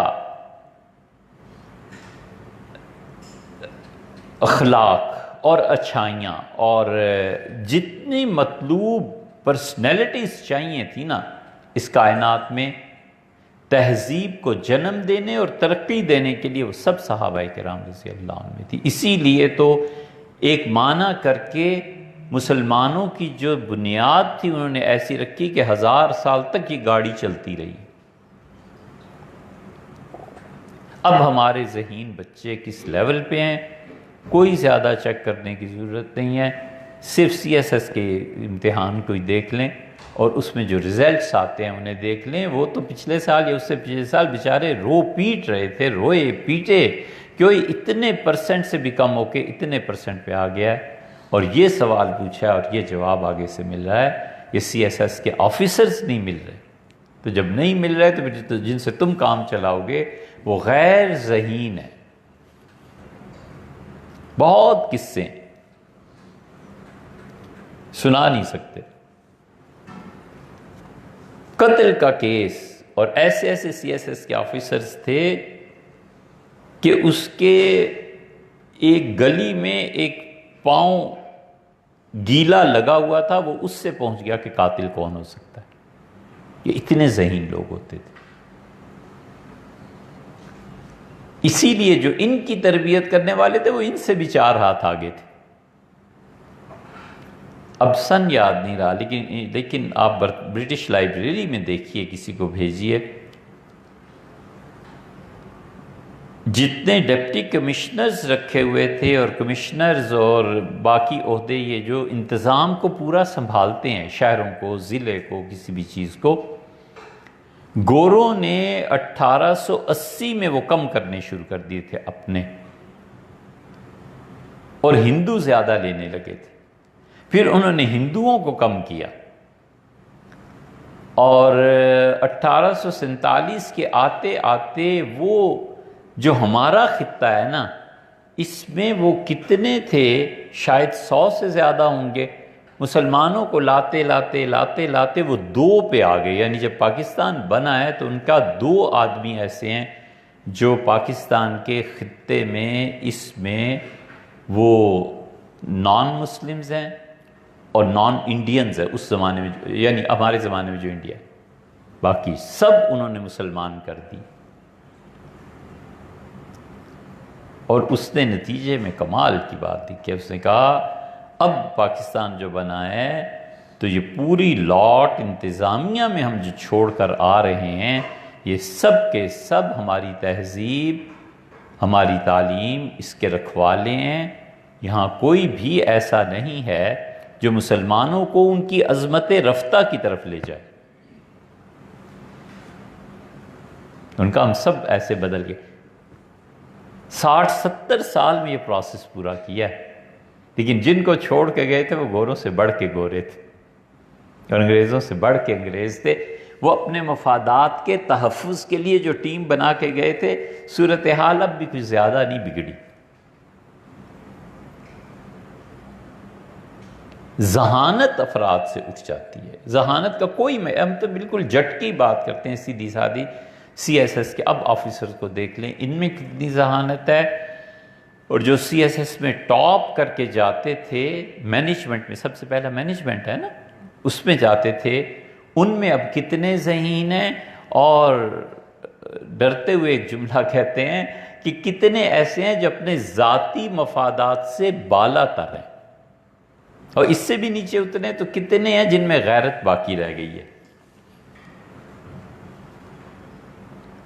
مطلب ایسے ایسے غیور تھے جو کہتے تھے اب یہ افسر آیا ہے نا، اب عزت کا معاملہ بن گیا، ریزائن کرو، گھر جا کے بیٹھتے ہیں. اس لیے کہ عزت کوئی چیز تھی، احترام کوئی چیز تھا. انہوں نے کہا اتنی تنخواہ، اس تنخواہ کے مقابلے میں میری عزت کہیں قابل قدر ہے بچوں، میں نے کیا کرنا ہے، اللہ نے بہت کچھ دیا ہے. اس لیے کہ دنیا کی محبت نے اس طرح سے اپنے پنجے میں نہیں جکڑا تھا کہ غیرت کو بیچ دیں. تقابل تھا نا کہ یا عزت کے ساتھ زندگی بسر کر لو یا پیسے لے لو. تو پیسے دے دو جی، 5 کروڑ دے دو، 10 کروڑ دے دو، اگلی نسلیں بھی تر جائیں گی. اور عزت مند افراد تھے، غیور تھے، زندگی کا کوئی اصول تھا. یہ سب ذہین لوگوں کی سوچ تھی، ذہین آدمی تھے. ایک صاحب نے لکھا ہے کہ میں کمشنر تھا اور بڑا ایماندار، اور میں جب کالا باغ نواب صاحب کے علاقے میں گیا تو ملاقات پہلی ہوئی تو میں نے ان سے عرض کیا کہ جاتی ملاقات تھی، تو میں نے کہا میں کسی کے ہاں دعوت قبول نہیں کرتا، کسی کا کھانا نہیں کھاتا تاکہ انصاف کا معیار قائم رہے. انہوں نے کہا ٹھیک ہے، لیکن اب تو کھانے کا وقت ہے، پکا ہوا ہے، کھا لیجیے. میں نے کہا نہ. گھر گیا، پھل کھا لیے، باورچی کو کہا کہ میں اب سونے لگاؤں تو شام کا کھانا. شام کے باورچی نے مجھے آ کے بتایا جب میں فریش ہوا اٹھا تو اس نے کہا جی میں تو جس دکان پہ گیا ہوں کوئی مجھے چیز ہی نہیں دیتا، کوئی آدمی ایسا نہیں ہے جس سے سبزی لے سکوں، مرغی لے سکوں. جتنی دکانیں ہیں، وہ چھوٹی سی تو جگہ تھی، سب پہچانتے ہیں کہ میں باہر سے آیا ہوں، تو جو مجھے دیکھتا ہے کہتا ہے تم نئے ڈپٹی کے ساتھ. میں نے کہا جی. انہوں نے کہا کوئی چیز نہیں، جاؤ. تو لکھتے ہیں میں پریشان ہوا. اگلے دن پتہ چلا کہ نواب کالا باغ نے کہا کہ کمشنر سے کہو کہ اگر یہاں رہنا ہے تو ہمارے ساتھ کھانا کھائے گا، اور نہیں رہنا تو آئندہ سے اپنی خوراک کا بھی بندوبست باہر سے کر کے لے کے آیا کرے گا. یہاں منع ہے، کسی آدمی نے کوئی چیز نہیں بیچنی. تو مجبوراً کھانا پڑا. طاقت، حکومت، عہدہ، حکم کا منوانا، لوگوں کا تابع ہو کے ماننا، یہ اقدار تھی نا. اب کچھ بھی نہیں. ذہانتیں جب مٹ جاتی ہیں، ذہین افراد پیدا نہ ہوں، اور پیدا ہوں اور ان کی ذہانت سے قوم فائدہ نہ اٹھائے، تو اس کا مطلب یہ ہے کہ انہوں نے طے کر لیا ہے مجموعی طور پہ کہ یہ اب کند ذہن لوگوں کے تابع رہیں گے. کند ذہن جو آدمی ہوتا ہے وہ کل کی بھی نہیں سوچ سکتا، 100 سال تو بہت دور کی بات ہے. اس کی نظر اپنی ذات کے علاوہ کسی پہ پڑتی ہی نہیں کہ مجھے کیا ہے. سب سے بڑی چیز پیسہ. پیسہ اگر اس کے پاس ہے، کروڑوں پتی ہے، اربوں پتی ہے، تو اس کے بعد اسے چاہیے شہرت، اور شہرت بھی مل گئی تو اب عہدہ چاہیے. اس لیے دولت مند آدمی دسترخوان لگاتا ہے تو ساتھ اپنی فوٹو بھی لگواتا ہے. شہرت چاہیے نا. وہ نہیں جانتا کہ جس نیکی کا گواہ اللہ کے علاوہ کوئی نہیں ہوتا نا، وہ نیکی جنت میں لے جاتی. اور یہ حاصل ہو جائے شہرت بھی اور پیسہ بھی کھلا ہو تو پھر تو اقتدار چاہیے. یہ انسانی نفس ہے. ہمیشہ دیکھنا چاہیے کہ ہمارے نفس کی رہنمائی کون کر رہا ہے، ہماری عقل کی رہنمائی کون کر رہا ہے. عقل اتنی غیرت مند ہے، بھوکی مر جائے مانگے گی نہیں. عقل اتنی غیرت مند ہے، جھکے گی نہیں. دلیل لاؤ، دلیل لاؤ.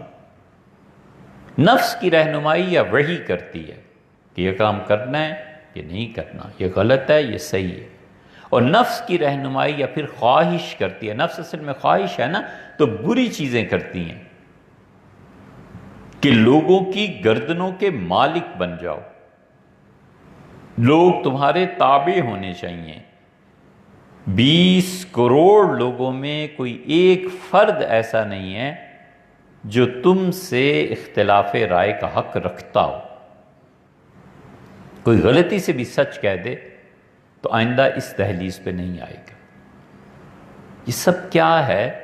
جب نفس انسانی کی رہنمائی بری خواہشات کرتی ہیں تو پھر یوں ہوتا ہے، اور جب لوگ اس پہ راضی ہو جاتے ہیں تو ٹھیک ہے. ایران کی قدیم تاریخ میں لکھا ہے کہ بادشاہ وقت کے اخراجات بڑھ گئے اور عیاشی اور سب تفریحات بڑھ گئیں، تو اس نے اپنے وزیروں سے کہا کہ پیسہ لاؤ، اب اتنی رقم ہمارے خاندان کے لیے، شاہی رائل فیملی کے لیے پوری نہیں ہوتی. انہوں نے کہا ٹیکس لگانا پڑے گا. اس کا ٹیکس نہ لگاؤ، ٹیکس لگاؤ گے تو عوام میری بادشاہت کے خلاف بغاوت کر دے گی. کہا حضرت کچھ بھی نہیں ہوتا، آپ ہمیں اجازت دے دیں. بادشاہ 2-4 مہینے تنگ ہوا، اس سے کہا اجازت ہے، ٹیکس لگ گیا. بڑا حیران ہوا، پبلک اٹھی نہیں. پھر اسے چسکا پڑ گیا. اس سے کہا اچھا اب یہ ٹیکس لگا دو، اب یہ لگا دو. ہوتے ہوتے ٹیکس بہت بڑھ گیا تو سب دیتے رہے. اس نے ایک دن وزیر اعظم سے کہا کہ یہ پبلک میرے خلاف بولتی ہے، اٹھتی ہے، مجھ تک رپورٹ نہیں پہنچتی، یہ مسئلہ کیا ہے؟ میں نے اتنے ٹیکس لگا دیے اور اتنے کروڑوں کا اضافہ رائل فیملی کے اخراجات میں ہو گیا اور کوئی بولا ہی نہیں. تو اسی کا اس طرح کرو کہ جتنے لوگ دریا عبور کر کے شہر سے باہر جا کر ملازمت کر کے شام کو واپس آتے ہیں، جیسے پنڈی اسلام آباد، ہزاروں گاڑیاں صبح اسلام آباد جاتی ہیں اور پنڈی. اس نے کہا کہ سرکاری افسر متعین کرو پل پہ، ہر پل پہ شہر کے ایک ایک، اور جو اس پل کو کراس کرے گا صبح یا شام اس کے سر پہ 5 جوتے مارو. اس پہ بھی کوئی نہ اٹھا. اسے یقین نہ آیا، بھیس بدل کے گیا، دیکھتا رہا. لوگ آتے تھے، سر جھکاتے تھے، 5 جوتے پڑتے تھے، پھر گزر جاتے، پھر 5 جوتے پڑتے، پھر لائنیں لگنا شروع ہو گئی۔ تو اس دن ایک دن کوئی بڑا اجتماع، پبلک بھی آئی، بادشاہ سلامت سالانہ خطاب فرما رہے ہیں یا جب بھی، تو بڑی انتظامیہ، اس سے پبلک سے پوچھا کہ کوئی شکایت ہو تو بتاؤ۔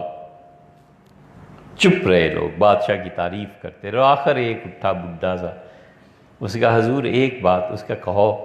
اس نے کہا جی یہ جتنے آپ نے پلوں پہ 5 جوتے مارنے والے مقرر کیے ہیں نا، بہت دیر ہو جاتی ہے، لائن لگ جاتی ہے، سورج ڈوب جاتا ہے، مشکل سے گھروں کو پہنچتے ہیں، جوتے مارنے والوں کی تعداد میں اضافہ کر دیں، مہربانی کریں۔ یہی ہوتا ہے کہ جوتے مارنے والوں کی تعداد کم ہو یا زیادہ، وہ ذہین افراد ہی نہیں رہتے جو کہتے ہیں اس ذلت سے جان چھڑاؤ یار، کیا مصیبت ہے روز جوتے پڑتے ہیں۔ اس لیے قومی سطح پر جب ذہین لوگ خراب ہو جائیں ولیعذ باللہ اور ایول جینیس ہو جائیں، یا ہوں ہی نہ سرے سے ذہین ہی نہ ہوں، انہیں پتہ ہو کہ یہ جو میرے سامنے لوگ ہیں، یہ میری پبلک ہے، یہ گالیوں سے خوش ہوتی ہے اور گالیاں دے کر میں ان میں سردار بن سکتا ہوں، یہ چوڑے ہیں تو چوڑوں کا سردار بھی تو چوڑا بنے گا نا، تو بس ٹھیک ہے انہیں اس پہ چلاؤ، اس طرح وہ آ جاتا ہے۔ اور نتیجہ یہ کہ دونوں مارے جاتے ہیں، وہ بھی مارے جاتے ہیں آخر پہ جو چوڑے ہوتے ہیں، اور جن کو خدا نے ذہانت دی ہوتی ہے، جو کہتے ہیں اس عذاب سے جان کسی طرح چھٹے، وہ بھی مارے جاتے ہیں۔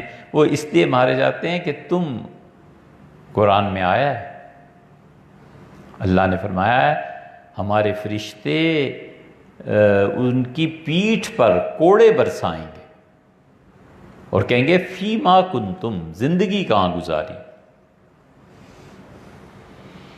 یہ جب روح نکلے گی نا تو فرشتے پوچھیں گے کہ اللہ نے کہا فی ما کنتم، زندگی کہاں گزاری۔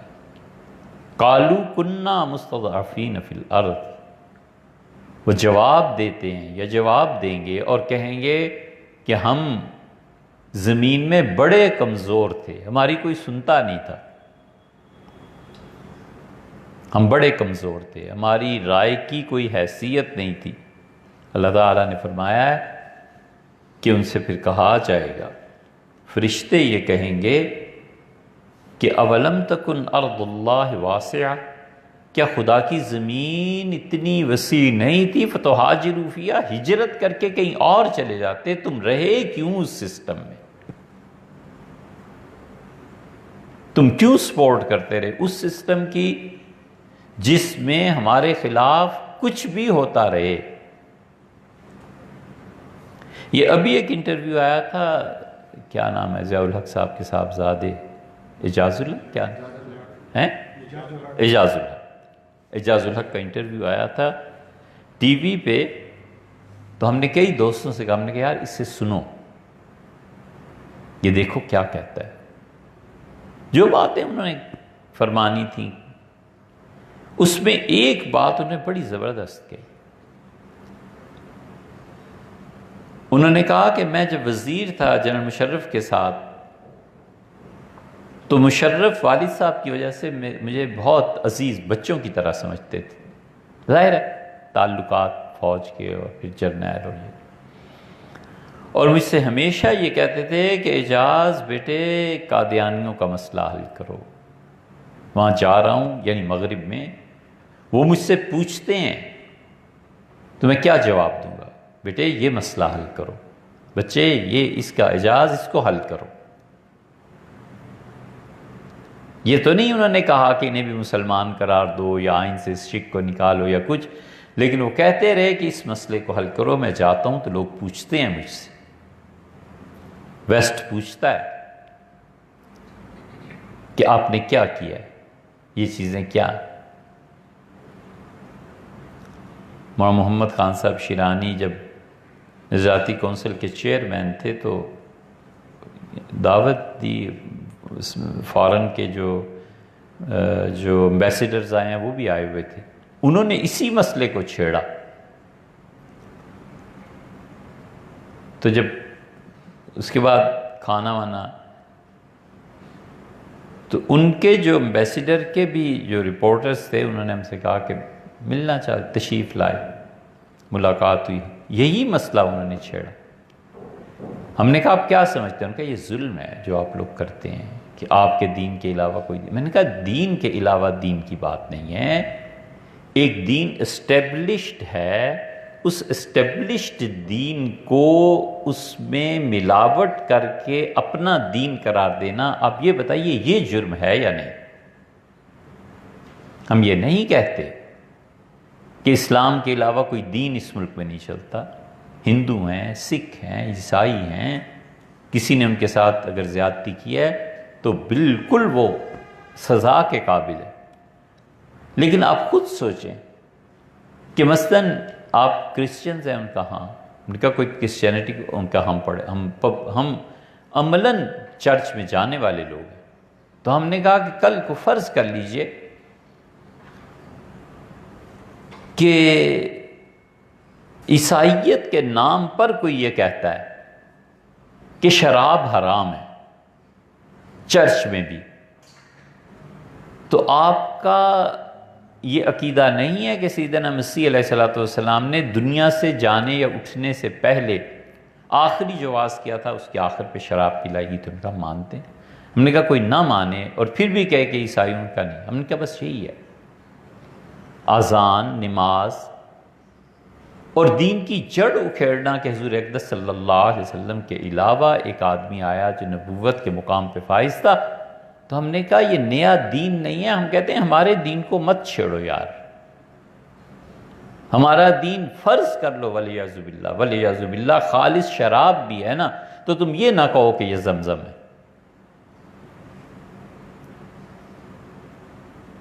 مارکیٹ میں گوشت سور کا ہے اور اسے گائے کا گوشت کہہ کے بیچنا یہ جرم ہے یا نہیں؟ کہنے کے ہے۔ ہم نے کہا بس یہی ہے ہمارا اور ان کا اختلاف، کہ وہ کہتے ہیں ہم مسلمان ہیں، ہم کہتے ہیں مسلمان ایسے نہیں ہوتا، مسلمان وہ ہوتا ہے جو اللہ کو ایک مانے۔ اب کل کو کوئی خدا کو تین مانے اور پھر کہے کہ میں مسلمان ہوں، تو آپ خود سوچیں کیا ہوگا۔ اس پہ چپ ہو گئے۔ اعجاز الحق نے جو کہا نا وہ یہی بات تھی انٹرویو میں بھی۔ تو اس لیے ذہانت کی وجہ سے جو لوگ آگے جاتے تھے وہ بھی ختم، سفارشات اور کیا کیا۔ چوتھی چیز جو انسانوں کے لیے گھن لگ جاتا ہے نا اور تہذیب کو برباد کر دیتی ہے اور بناتی بھی ہے، وہ دنیا میں جو بھی رائج ایتھکس ہوتی ہیں ان سے ایک قدم آگے بڑھ جانا۔ معاشرے میں فرد بھی ایسے ہی آگے بڑھتا ہے، کیونکہ انسان بنیادی طور پر تین دائروں میں رہتے ہیں۔ چوتھا دائرہ ابھی تک ہمیں تو پتہ نہیں۔ آدمی کبھی فرد کے دائرے میں رہتا ہے، فرد کے دائرے سے جب وہ نکلتا ہے تو جس قوم میں بس رہا ہوتا ہے اس کے دائرے میں رہتا ہے۔ فرد سے آگے بڑھ کے وہ معاشرے کی سطح پر جینے لگتا ہے، معاشرے سے وابستہ ہو جاتا ہے۔ بچہ پڑھنے کی حد تک 18-20 سال کی عمر تک فرد کے دائرے میں رہتا ہے۔ پھر جب تعلقات بڑھتے ہیں، یہ تمہارے بھائی ہیں، یہ بہن ہے، یہ بہنوئی ہیں، یہ بہو ہے، یہ وغیرہ وغیرہ، یہ سب جب ہونے لگتی ہیں اور اس کی سمجھ میں آنے لگتی ہیں چیزیں، تو پھر معاشرت کے دائرے میں آ جاتا ہے۔ معاشرت کے بعد تیسرا دائرہ پھر اس کے اپنے ملک کا ہوتا ہے، قوم کا ہوتا ہے، انسانوں کا ہوتا ہے۔ یہ تین دائرے ہیں جہاں پہ آدمی موو کرتا ہے۔ ان تینوں دائروں میں جو آدمی مروجہ اخلاق سے، ایتھکس سے ایک سٹیپ بڑھ جاتا ہے وہ بقا پاتا ہے، اور جو اس میں رہتا ہے یا اس سے پیچھے چلا جاتا ہے وہ تباہ ہو جاتا ہے۔ دنیا بھر میں رائج یہ ہے اخلاقیات کہ ٹٹ فار ٹیٹ، جیسا کرو گے ویسا بھرو گے، جو کہو گے ویسے ہی جواب دیا جائے گا۔ ایک فرد اٹھتا ہے اور کہتا ہے اپنے خاندان میں ایسے نہیں کروں گا، آپ سب مجھے برا کہتے رہے، میں آپ کو اچھا ہی کہوں گا۔ بہن آپ جو مرضی کہتی رہیں، میں آپ کے ہاں آتا جاتا رہوں گا۔ وہ کہتا ہے بہو تم جو مرضی کرو، مجھے بہرحال یہی اسی گھر میں رہنا، سب کچھ سننا اور برداشت کرنا ہے۔ یہ اپنی عام سطح سے، راشد کوئی پینے کے لیے مجھے چیز دے دیں، یہ عام سطح سے بلند ہو جاتا ہے۔ جب یہ عام سطح سے بلند ہو جاتا ہے نا، اب یہ بقا کو ڈیزرو کرتا ہے، اب یہ چاہتا ہے کہ یہ باقی رہے، اور باقی رہتا بھی۔ لوگ صدیوں یاد کرتے ہیں کہ فلاں کا دادا تھا، فلاں تھا، ایسا اچھا تھا، یہ تھا، وہ تھا۔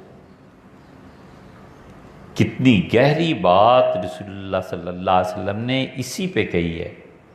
آپ نے فرمایا کہ اگرچہ نہ، آپ نے فرمایا کہ میں اللہ کا نبی ہوں اور میں ویسے بھی جھوٹ نہیں بولتا، یعنی میں ویسے ہی جھوٹ نہیں بولتا، اور اللہ کا نبی ہونے کی وجہ سے تو میں بالکل ہی جھوٹ کے قریب نہیں جاتا۔ اور میں تمہیں ایک بات بتاؤں، اور اللہ کی قسم اٹھا کر کہتا ہوں کہ جو عطا کرتا رہے گا، خرچ کرتا رہے گا، وہ کبھی محروم نہیں ہوگا، اور جو معاف کرتا رہے گا اس کی عزت بڑھتی رہے گی۔ یہ کیا ہے؟ تو معاشرے میں ہمیشہ انسانی تاریخ میں انتقام ہے۔ انہوں نے کہا نہیں، جب تم معاف کرو گے تمہاری عزت بڑھ جائے گی۔ انتقام لینے میں عزت نہیں ہے، عزت معاف کرنے میں۔ اور لوگوں کو محروم کرنے سے تم خود بھی محروم ہو جاؤ گے۔ عطا کرتے رہو، دیتے رہو، اور اوپر چلے جاؤ، اور اللہ دے گا۔ اس لیے سعدی نے لکھا ہے کہ میں نے آج تک کسی آدمی کو نہیں دیکھا زندگی میں جو اللہ کے لیے خرچ کرتا اور پھر بھوکا مر گیا ہو۔ اس سے خرچ کرتا رہتا ہے، ملتا رہتا ہے۔ تو اخلاقیات میں معاشرے سے ایک سٹیپ آگے لینا۔ لوگ ملامت کرتے ہیں، لوگ برا کہتے ہیں، کوئی بات نہیں، اس ملامت کو سنے اور برداشت کرے۔ یہ وہ قیمت پے کر رہا ہے اصل میں جس مقام پر وہ کھڑا ہے۔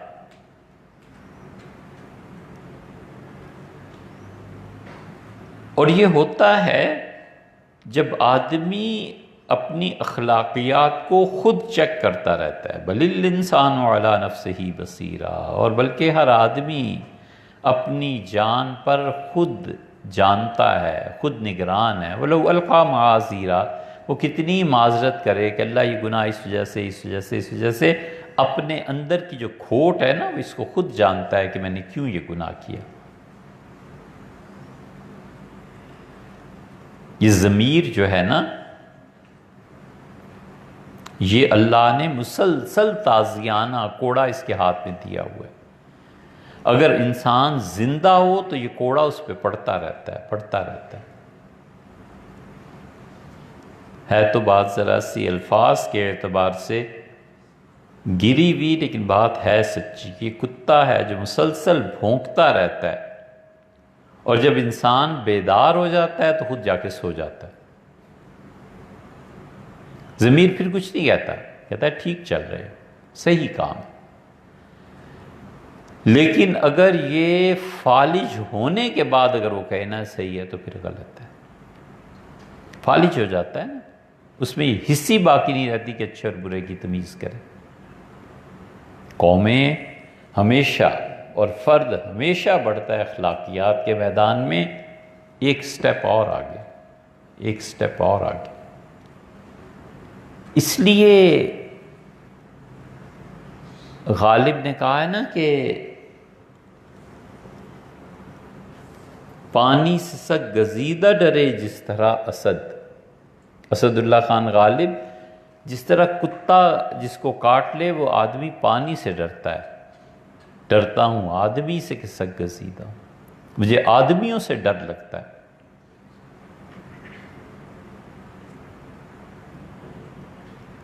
نہ ڈرتا ہوں آدمی سے کہ مردم گزیدہ ہوں، مجھے آدمیوں سے ڈر لگتا ہے اس لیے کہ آدمیوں نے مجھے کھا لیا ہے، نوچ لیا۔ اسی لیے رسول اللہ صلی اللہ علیہ وسلم نے فرمایا تھا، عبداللہ بن عمر بن العاص رضی اللہ عنہ کی روایت میں آتا ہے، یہ حدیث ہم نے ایک مرتبہ بڑی تشریح کی تھی اس کی، کہ آپ نے فرمایا تھا قیامت کے قریب میں ایسے عیسائیوں سے تمہارا پالا پڑے گا، اور ان کی 4 خوبیاں بیان کی تھیں، اور آپ نے فرمایا تھا انسانوں پہ جب بھی مشکل وقت آئے گا تم دیکھو گے ان کی عیسائیوں کی خوبی اور ان عیسائیوں کی اچھی بات کہ وہ فوراً مدد کو پہنچے۔ زلزلہ ہے، قحط ہے، جنگیں ہیں، یہ 3 چیزیں ایسی ہیں جس پہ امریکنز نے پوری کتابیں لکھی ہیں کہ کس طرح انسان جنگوں سے فنا ہوتے ہیں، کس طرح انسان قحط سے فنا ہوتا ہے، اور ایک فیکٹر اور بھی بیان کیا ہے، بھوک۔ یہ سب چیزیں کتنی تیزی سے پہنچتے ہیں، فلاں ملک نے یہ مدد، فلاں ملک نے یہ مدد دے دی، اقوام متحدہ یہ مدد کر رہا ہے۔ اقوام متحدہ کہاں سے مدد کر رہا ہے؟ اس نے جس ملک کو کہا کہ اتنے پیسے تم دو گے وہ دیتے ہیں۔ اس حدیث کی تشریح ہم نے کی تھی کہ جہاں 4 خوبیاں عبداللہ بن عمر بن العاص رضی اللہ عنہ نے عیسائیوں کی بتائیں کہ قیامت کے قرب میں عیسائی اتنے بھی ایسے اچھے لوگ بھی تمہیں ملیں گے۔ ہم نے کہا تھا نا کہ اس حدیث کے کو پڑھنے سننے کے بعد یہی آنا ہے کہ یہ عیسائیوں کا ایجنٹ ہے، یہی ہوتا ہے۔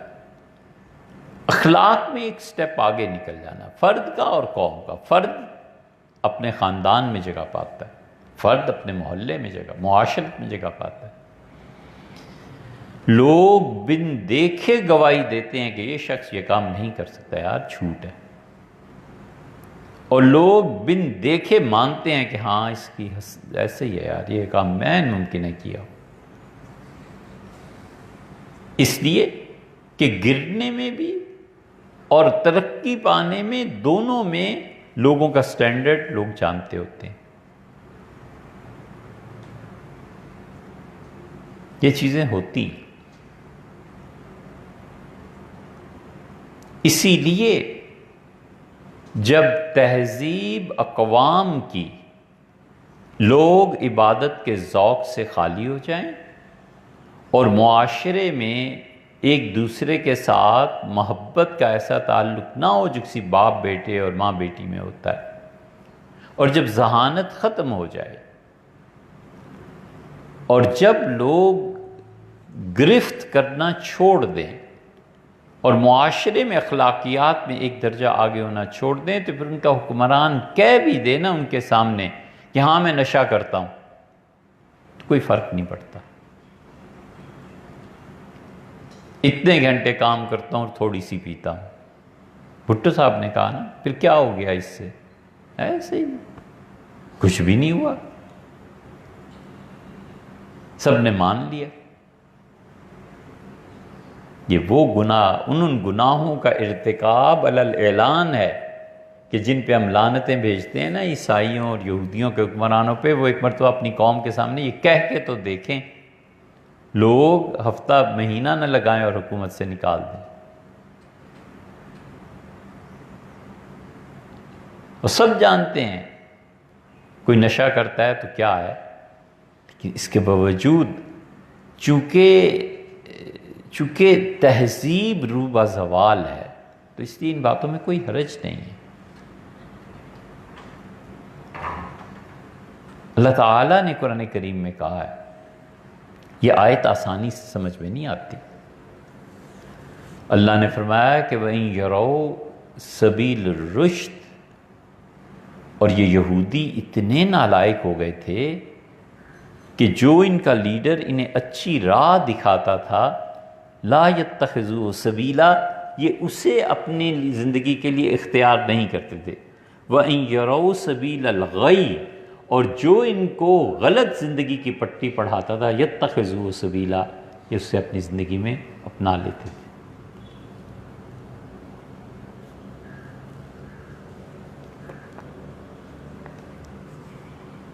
جان بوجھ کے کون زہر کھائے گا؟ اللہ کہتا ہے اسی طرح سے انہیں پتا ہوتا تھا کہ یہ زہر ہے، اس کے باوجود پی لیتے تھے، انہیں پتا ہوتا تھا یہ شربت ہے، اس کے باوجود چھوڑ دیتے تھے۔ قرآن غور سے پڑھیں نا تو افراد ہی کی نہیں قوموں کی زندگی کا بیان کرتا ہے۔ حیرت ہے، یہ آیت آدمی پہلی دوسری مرتبہ پڑھتا ہے تو حیران ہوتا ہے کہ یہ خدا نے کیا کہا ہے۔ لوگوں کو پتہ ہے کہ یہ گمراہیاں کیوں چلے گئے تھے، مگر جب زندگی کا عملاً واسطہ تجربہ پڑتا ہے تو پھر سمجھ میں آتی ہے کہ ہاں یہ تھی بات، کہ انہیں پتا تھا کہ یہ کیا ہے اور اس کا انجام، اس کے باوجود چل پڑے۔ اس سے بھی واضح تر مثال، یہودی تو دنیا کے بہت بڑے حصوں میں تھے، اللہ نے ایک چھوٹے سے شہر، قریے، قصبے اور متعین کر کے دی ہے۔ اللہ تعالیٰ نے فرمایا کہ جب ہمارے فرشتے خوبصورت لڑکوں کی شکل میں آئے تو حضرت لوط علیہ السلام نے کہا ھذا یوم عصیب، آج کا دن بڑی سختی کا دن ہے، آج کے دن میں کیا کروں گا؟ میری بستی میں یہ لڑکے آ تو گئے ہیں اور میرے مہمان تو بن رہے ہیں، لیکن اب ہوگا کیا؟ اور انہوں نے محاورے میں کہیں تو ہاتھ جوڑے اور انہوں نے کہا خدا کا واسطہ ہے مجھے میرے مہمانوں میں رسوا نہ کرو۔ میرے مہمان گھر کے اندر ہیں، انہوں نے کہا انک لتعلم ما نرید، تم اچھی طرح جانتے ہو لوط کہ ہم کیوں آئے ہیں تمہارے گھر۔ انہوں نے کہا میرے مہمان ہیں، لا تفضحون فی ضیفی، مجھے میرے مہمانوں میں تو رسوا نہ کرو، کچھ میری عزت کا خیال کرو۔ انہوں نے کہا آپ جانتے ہیں، انہوں نے کہا اچھا میں تمہیں ایک بات کہتا ہوں، میں تمہارے کہیں رشتے کرا دیتا ہوں، تمہاری شادیاں کرا دیتا ہوں، میری بیٹیاں ہیں، میں تمہاری شادی کرا دیتا ہوں، اور نہ کرو یہ کام، کسی طرح میری عزت رہنے دو آج۔ فرشتے بھی یہ سن رہے تھے، اور لوط علیہ السلام نے کہا کہ او آوی الی رکن شدید، یا لیتنی، کاش میرے پاس طاقت ہوتی نا تو میں آج تم سے لڑ لیتا، اور طاقت نہیں ہے رکن شدید، کوئی مضبوط سہارا میرا ہوتا، کوئی خاندان، کوئی حکمران، کوئی سردار، میں آج اس کی پناہ میں چلا جاتا، میرے مہمان ان کے سامنے مجھے نہ رسوا کرو۔ آوی الی رکن شدید، کوئی مضبوط پناہ ہوتی میں پکڑ لیتا، چلا جاتا اس کے پاس۔ جب یہ زیادہ ہی بڑھ گئے تو اللہ کے فرشتے خود آ گئے، حضرت لوط علیہ السلام سے کہا کہ انا رسول ربک، ہم تیرے پروردگار کے بھیجے ہوئے فرشتے ہیں۔ حضرت آپ جو ہمیں خوبصورت لڑکے سمجھ رہے ہیں وہ نہیں ہیں، ہم تو اللہ کے فرشتے ہیں، اور ہرگز ممکن ہی نہیں ہے کہ ان کے ہاتھ ہم تک پہنچیں، سوال ہی پیدا نہیں ہوتا۔ آپ بالکل مطمئن رہیے، اور صبح جب سورج کی کرنیں صبح صادق ہوگی پھوٹیں گی، ہم اس بستی کو تہ و بالا کر کے رکھ دیں گے، اوپر کا نیچے اور نیچے کا اوپر کر دیں گے۔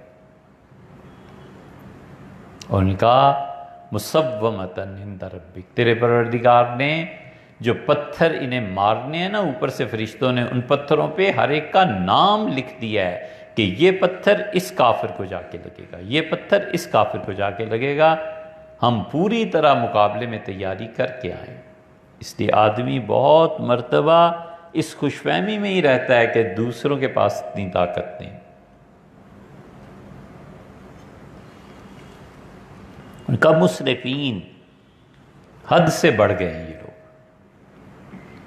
اور جو بات ساری قوم کے حالات کو کھولتی ہے، اس معاشرے اور تہذیب کو، انہوں نے کہا لوط سن لو، یہ فرشتوں کے آنے سے پہلے کے جھگڑے ہیں، انہوں نے کہا تم آسان بات ہے ہماری بستی کو چھوڑ کے چلے جاؤ، بس حضرت نہ جھگڑے، سیدھی سی بات۔ انہوں نے آپس میں بات کی، ان کا اخرجوا علی لوط من قریتکم، حضرت لوط علیہ السلام سے کہو کہ بستی چھوڑ دیں، اس گاؤں میں جو اس شہر میں ہم کریں آپ اس میں دخل نہ دیں، دوسرے شہر میں کہیں اور چلے جائیں۔ اور جرم کیا ہے؟ ان کا اخرجوا علی لوط، نکالو لوط علیہ السلام کے ماننے والوں کو، ان کو اس بستی سے، انہم اناس یتطہرون، اس سے بڑا جرم کیا ہے کہ یہ لوگ پاک رہنا چاہتے ہیں۔ ہم نہیں پاک رہنے دیں گے کسی بھی شخص کو، ہم ناپاک، اور ہم لوگوں کو بھی ناپاک کریں گے، ہم نہیں رہنا دینا چاہتے ان لوگوں کو، نکالو ہی نہیں، یہ کیوں پاک رہتے ہیں؟ تو جب پاکی جرم بن جائے، جب دیانتداری جرم بن جائے، جب امانت داری جرم بن جائے، جب زندگی کی سنجیدگی جرم بن جائے، جب شرافت سے بات کرنا جرم بن جائے اور گالیاں ہنر بن جائیں اور گالیاں بکنے والوں کے پیچھے لوگوں کی بڑی تعداد گالیاں بکنے لگے، تو پھر کس برتے پہ آخر تتا پانی؟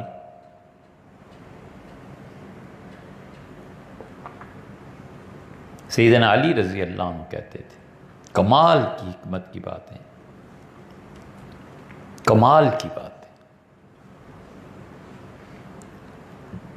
ایک آدمی لایا گیا، اس پہ کوئی حد جاری ہونی تھی، شہر کے بہت سے لوگ آئے ہوئے تھے، تو امیر المومنین رضی اللہ عنہ نے کہا اللہ کی لعنت پھٹکار پڑے ان چہروں پہ جو سوائے گناہ کی گواہی دینے کے اور مجھے کبھی نظر نہیں آتے، نہ مسجدوں میں نہ نماز میں، کیا ان کا یہی کام رہ گیا؟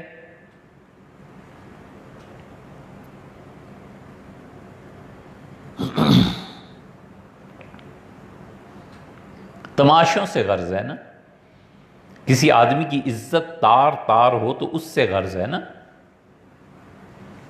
تو آتے ہیں کہ کوئی پھنستا ہے اس مقدمے میں بھی چلوں گا جی، میں بھی گواہی دوں گا، مجھے بھی لے کے جانا۔ او یار کم کرو ان چیزوں کو، ہو گیا غلطی ہو گئی بیچارے سے، وہاں یہ ہے کہ کسی طرح یہ ذلیل ہو اور ہم گواہی دیں، اور جو خیر کے مواقع ہیں مسجد میں نظر آنا چاہیے، کوئی صلح کمیٹی میں نظر آنا چاہیے، کوئی اچھائی کے کاموں میں، وہاں کچھ نہیں۔ حکمت کی، غضب کی بات کی، انہوں نے فرمایا کہ لوگوں،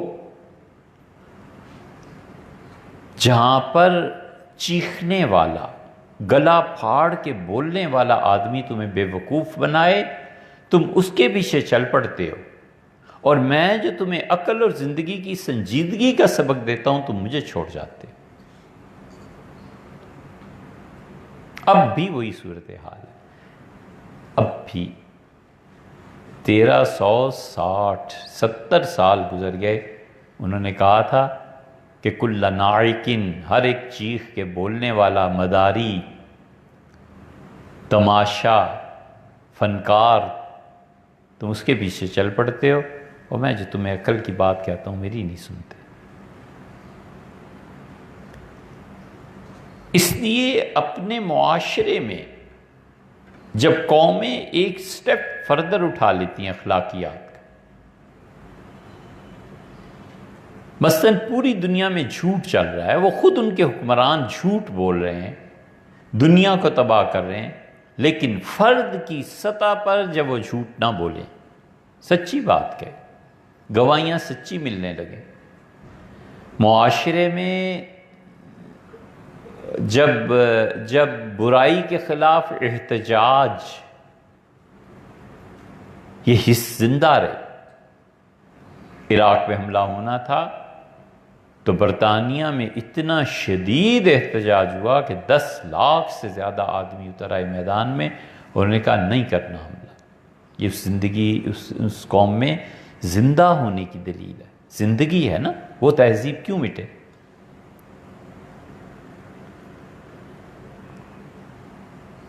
امریکن پریزیڈنٹ، انہوں نے کہا کہ مسلمان ایسے اور ایسے، سینیٹرز کھڑے ہو گئے، ان کا ہم مسلمان ہیں، میں مسلمان ہوں، میرا نام مسلمانوں میں درج کرو۔ اسے کچھ پتہ نہیں ہے ہمارے دین کا، اور وہ جا کر عام مسلمانوں کے ساتھ جمعے کی نماز پڑھ رہا ہے تاکہ وہ اظہار کرے کہ پریزیڈنٹ نے مسلمانوں پہ جو پابندیاں لگائیں غلط ہیں، مسلمان اچھے لوگ ہیں۔ ہمارے یہاں بھی یہی ہوتا تھا جب زندگی تھی نا مسلمان امت میں اور جان تھی، اس وقت یہ بھی یہی کرتے تھے۔ پتہ چلا کہ برہمنوں نے چھوٹی ذاتوں پہ تعلیم کے دروازے بند کر دیے ہیں۔ برہمنوں نے کہا کہ تعلیم صرف اسی کو ملے گی جو ذات کا برہمن ہے۔ 4 ذاتیں ہوتی ہیں نا ان، تو انہوں نے کہا تعلیم صرف اس کے لیے، شودر نہیں تعلیم حاصل کر سکتا، اور باقی بھی دونوں، صرف برہمن ہوگا تو وہ تعلیم حاصل کرے گا۔ مسلمانوں نے کہا اچھا صرف برہمن تعلیم حاصل کرے گا، ہم تمہاری علم سے محرومی کی اس تحریک کو نہیں چلنے دیں گے۔ مسجدوں کے دروازے کھول دیے علماء باقاعدہ، اور ان کا ہندو بچوں کو مسجدوں میں لا کر فارسی پڑھانا جائز ہے۔ ایک انگریز جس نے دورہ کیا ہندوستان کا، کمال کی چیز ویسے اس نے لکھی، اس نے کہا میں نے دیکھا ہے مغلوں کے ہاں جہاں گاؤں میں 30 بچے ہو جاتے ہیں نا پڑھنے کے قابل، تو قانون کے مطابق خود بخود مسجد سکول بن جاتی ہے، اور قانون کے مطابق جو بھی زمیندار جو بھی ان کا نمبردار ہے وہ لکھ کے بھیجتا ہے حکومت کو کہ ہمارے ہاں یہ مسجد میں کلاس قائم ہو گئی ہے، اس کا جو سالانہ خرچہ ہے وہ دیں، گورنمنٹ دیتی، اور گورنمنٹ کبھی لکھ دیتی ہے کہ وہاں سے جتنا خراج وصول ہوتا ہے، عشر وصول ہوتا ہے، اس سے اپنے ہاں تم ٹیچر کی تنخواہ بھی مقرر کر لو۔ وہ کہتا ہے جہاں 30 بچے ہو جاتے تھے کلاس شروع ہو جاتی تھی۔ کہتا ہے اس ہندوستان کے تعلیم کے نظام سے میں بڑا متاثر ہوا، اور اس سے بھی کہ میں نے دیکھا کہ مسلمان بچے میتھمیٹکس پڑھنے کے لیے مندروں میں جا رہے ہیں، اور ہندو بچے مندروں سے نکل کے مسلمانوں کی مسجد میں فارسی پڑھنے جا رہے ہیں۔ تو میں بڑا متاثر ہوا کہ مذہب نے تعلیم کو منقسم نہیں کیا۔ مسلمان کھڑے ہو گئے، انہوں نے کہا ہندو کیوں علم سے محروم رہے، ہمارے یہاں آؤ، ہمارے پاس پڑھو۔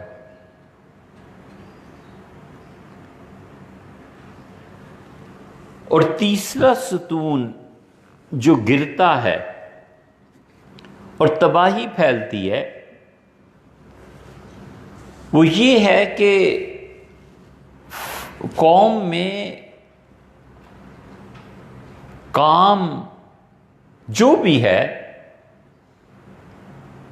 قوم میں یہ شعور اور قوم کے شعور میں یہ چیز جگہ پا لے کہ جو بھی کام ہے وہ نااہل کے سپرد کر دیا جائے اور ہم خوش ہیں۔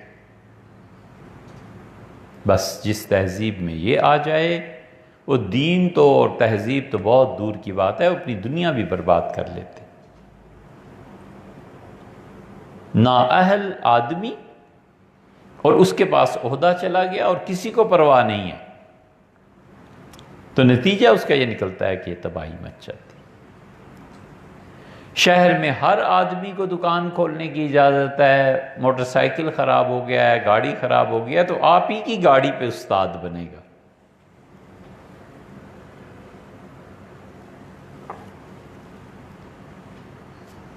یورپ کی جتنی گاڑیاں جرمنی سے امریکہ سے پروڈکشن آتی ہے، اس کے ساتھ وہ اپنی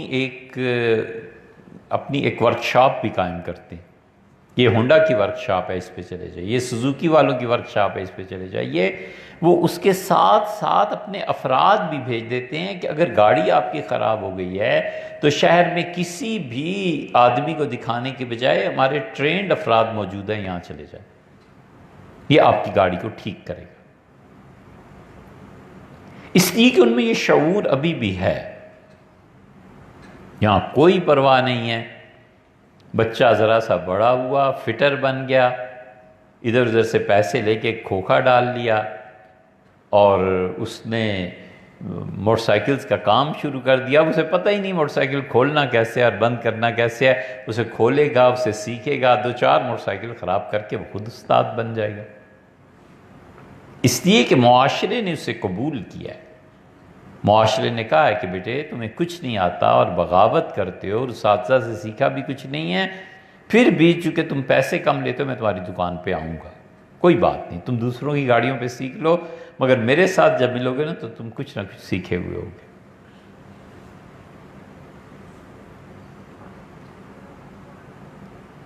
یہ عام زندگی کی مثالیں ہیں۔ اسے پتہ ہی نہیں کہ پھل کب پکتا ہے۔ کئی ایک پھل والوں سے ہم نے پوچھا آپ بھی تجربہ کیجئے، یہ زندگی کے تجربات ہیں، یہ بھی ایک زندگی کا حسن ہے یار۔ ہم نے کئی ایک گرمیوں میں اب بھی کبھی کبھی پوچھتے ہیں کہ کچھ یار بتاؤ سب سے اچھا آم کون سا ہوتا ہے؟ وہ کہتا ہے جی پتہ نہیں بس ہوتے ہیں۔ ایک نے کہا جی سب سے اچھا آم یہ ہے، میں نے کہا یار یہ ذرا سا ترش نہیں ہوتا؟ کہنے کہ ہاں جی ہوتا ہے۔ میں نے کہا سب سے اچھے آم کی قسم کون سی ہوتی؟ اکثر نے ان کا ہمیں نہیں پتا جی۔ اور یہی جس کو آم کی سب سے اچھی قسم نہیں پتا، وہ صبح جائے گا مارکیٹ کے لیے اچھا آم اپنی طرف سے اچھا آم خریدے گا، لے کے آئے گا، بیچے گا، اسے پتہ ہی نہیں یہ آم پکا بھی ہے یا نہیں پکا، اس آم میں کوئی خصوصیت بھی ہے یا نہیں، یہ آم کیا ہے۔ سب سے اچھا آم جو چوسنے کے اور گودے کے قابل ہوتا ہے وہ سفید چونسا ہوتا ہے۔ اسی کو مغلوں نے یہاں عام کیا اور ہزاروں کی حساب میں بے شمار پودے انہوں نے منگوائے، اس لیے کہ بادشاہ کا ذوق تھا نا، وہ جانتا تھا۔ اسی لیے یہ سفید چونسا جو ہے اسے سمر بہشت کہتے ہیں، یعنی جنت کا پھل، شاہ جہان بادشاہ کہتے تھے، فارسی میں اب بھی اسے سمر بہشتی کہتے ہیں۔ وہ نااہل ہے ریڑھی کا، اگر وہ اہل ہوتا تو وہ اپنے لیے اچھے سے اچھا پھل خرید کے لاتا۔ وہ کہتا صاحب یہ آلو بخارا ہے اور یہ فلاں جگہ کا آلو بخارا بالکل اس قابل ہوتا ہے کہ کھایا جائے، اس کا گودا اچھا ہوتا ہے۔ یہ چونکہ اسے پتہ ہی نہیں ہے ان چیزوں کا، تو نااہل کے ذمے وہ کام لگ گیا نا، اب انتظار کو۔ حضور صلی اللہ علیہ وسلم نے ایک جملے میں پورا فلسفہ بیان کیا، کیا کہنے کیا کہنے۔ جبریل امین نے کہا اللہ کے رسول قیامت کب آئی؟ آپ نے فرمایا تم جو پوچھ رہے ہو اور جس سے پوچھ رہے ہو قیامت کے بارے میں ہم دونوں کا علم برابر ہے، یعنی نہ تمہیں پتہ ہے نہ مجھے پتہ ہے۔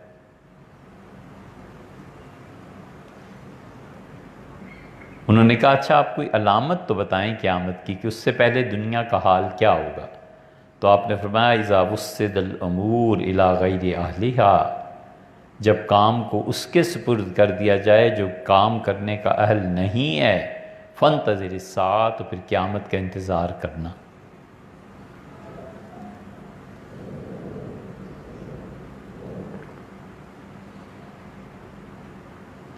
اسی لیے اللہ کہتا ہے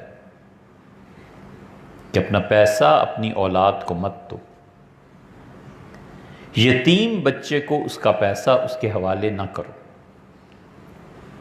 جعل اللہ لکم قیاما، جو پیسہ ہے نا اللہ نے اس زندگی میں تمہاری ریڑھ کی ہڈی رکھی ہے۔ انسان ریڑھ کی ہڈی کی وجہ سے تو کھڑا رہتا ہے۔ قیام قرآن نے لفظ استعمال کیا نا، قیام کھڑا ہونے کو کہتے ہیں۔ اللہ کہتا ہے یہ ریڑھ کی ہڈی ہے تمہاری، یہ پیسہ مت اپنی اولاد کو دو۔ اچھا کیا کریں؟ پھر آگے چل کے کہتا ہے کہ وَلَا تُؤْتُوا السُّفَهَاءَ أَمْوَالَكُمْ، اور اپنا پیسہ اپنی ایسی اولاد کو مت دو جو ناتجربہ کار ہے، اسے کوئی تجربہ نہیں ہے زمین کے بیچنے کا، اور اسے کہنا کہ بیٹے یہ بزنس لے لو، زمینوں کو بیچنا خریدنا شروع کرو، اسے پتہ ہی نہیں ہے کہ ہوتا کیا ہے اس فیلڈ میں۔ اور پھر خدا کہتا ہے وَابْتَلُوا الْيَتَامَى حَتَّى إِذَا بَلَغُوا النِّكَاحَ، اور اپنی اولاد اپنے بچوں، یتیم بچے، اصل تو یتیم بچوں کے بغیر دیکھیں اللہ فرماتے ہیں اسے سکھاتے رہو اس مال کے ذریعے، اسے تھوڑا تھوڑا دے کے تجارت کرواتے رہو، یہاں تک کہ وہ نکاح کی عمر کو پہنچ جائے تو اب اسے کہو بزنس کرو۔ 10-12 سال کا بچہ ہے، بھتیجا ہے، بھانجا ہے، یتیم ہو گیا ہے، کروڑوں روپے ہیں۔ اللہ تعالیٰ بتاتے ہیں کہ تم اس بچے کو مارکیٹ لے جاؤ، ہفتے بعد، 10 دن بعد، اچھا گاڑی خریدنی ہے، کیسے گاڑی خریدا کرتے ہیں، گاڑی کی چیکنگ کیسے ہوا کرتی ہے، کمپنیز کون کون سی ہیں گاڑی کی، بچہ خوش ہوتا ہے، سیکھتا ہے۔ جب وہ نکاح کی عمر کو پہنچ جائے تو اللہ نے فرمایا اب اس بچے کو پیسہ دے دو، بڑا ہو جائے۔ ایک جگہ بتایا کہ دادا کی عمر کو پہنچ جائے تو اب اس سے 2 مال بزنس کرے، اب اپنے پاؤں پہ کھڑا ہو نا یار، کچھ کر کے دکھائے۔ باپ روزانہ مارکیٹ دوسرے چوتھے دن بچے کو لے جاتا ہے، بیٹے یہ چاول کس طرح ہے پوچھو، خرید نہ لیں، دیگ کے لیے خرید لیں۔ بچہ کہتا ہے نہیں ابا دیگ کیا پکانی ہے، اچھا بیٹے پھر کتنا خرید لیں، آپ کا کیا ہے، اچھا امی سے پوچھو۔ وابتلوا الیتام، اس کی تربیت کرو آہستہ آہستہ، اس کو جانچو۔ بزنس کپڑے کا کرنا ہے بیٹے کو، بچے کپڑا کون سا آج کل مارکیٹ میں چل رہا ہے، اچھا فلان لے لیں، فلانا لیں، اچھا کس ملک سے لے لیں، 1000 چیزیں۔ یہاں تک کہ وہ دادا کی عمر شریعت نے کیا متعین کی ہے، وہ کہتے ہیں زیادہ سے زیادہ 10 سال کا ہوگا جو شادی کے قابل ہے، 11ویں سال اس کو باپ بننا چاہیے۔ تو 11 کو اگر آپ ڈبل کر دیں تو 22-23 سال۔ امام ابو حنیفہ رحمۃ اللہ علیہ 25 سال کا جب ہو جائے نا کسی فیلڈ میں ہوتے ہوتے آہستہ آہستہ، تو 25 سال کے لڑکے کو آپ پیسہ دو، کیونکہ اس نے تجربہ حاصل کر لیا۔ نہ تجربہ کار بچے کو پیسہ نہیں دے دینا، دو اور پھر نگرانی بھی رکھو۔ یہ کیوں اتنی لمبی بات آئی ہے، جعل اللہ لکم قیاما، یہ پیسہ تمہارے قائم رہنے کا سبب ہے، دنیا میں بھی اور دین میں بھی۔ لیکن کروڑوں پتی اولاد پیسہ کئی جگہ برباد کرتی ہے، کیا کیا جائے؟ اور اسی اصول کو آپ باقی جگہوں پہ بھی اپلائی کر کے دیکھیں کہ جو نااہل ہے اس کے حوالے۔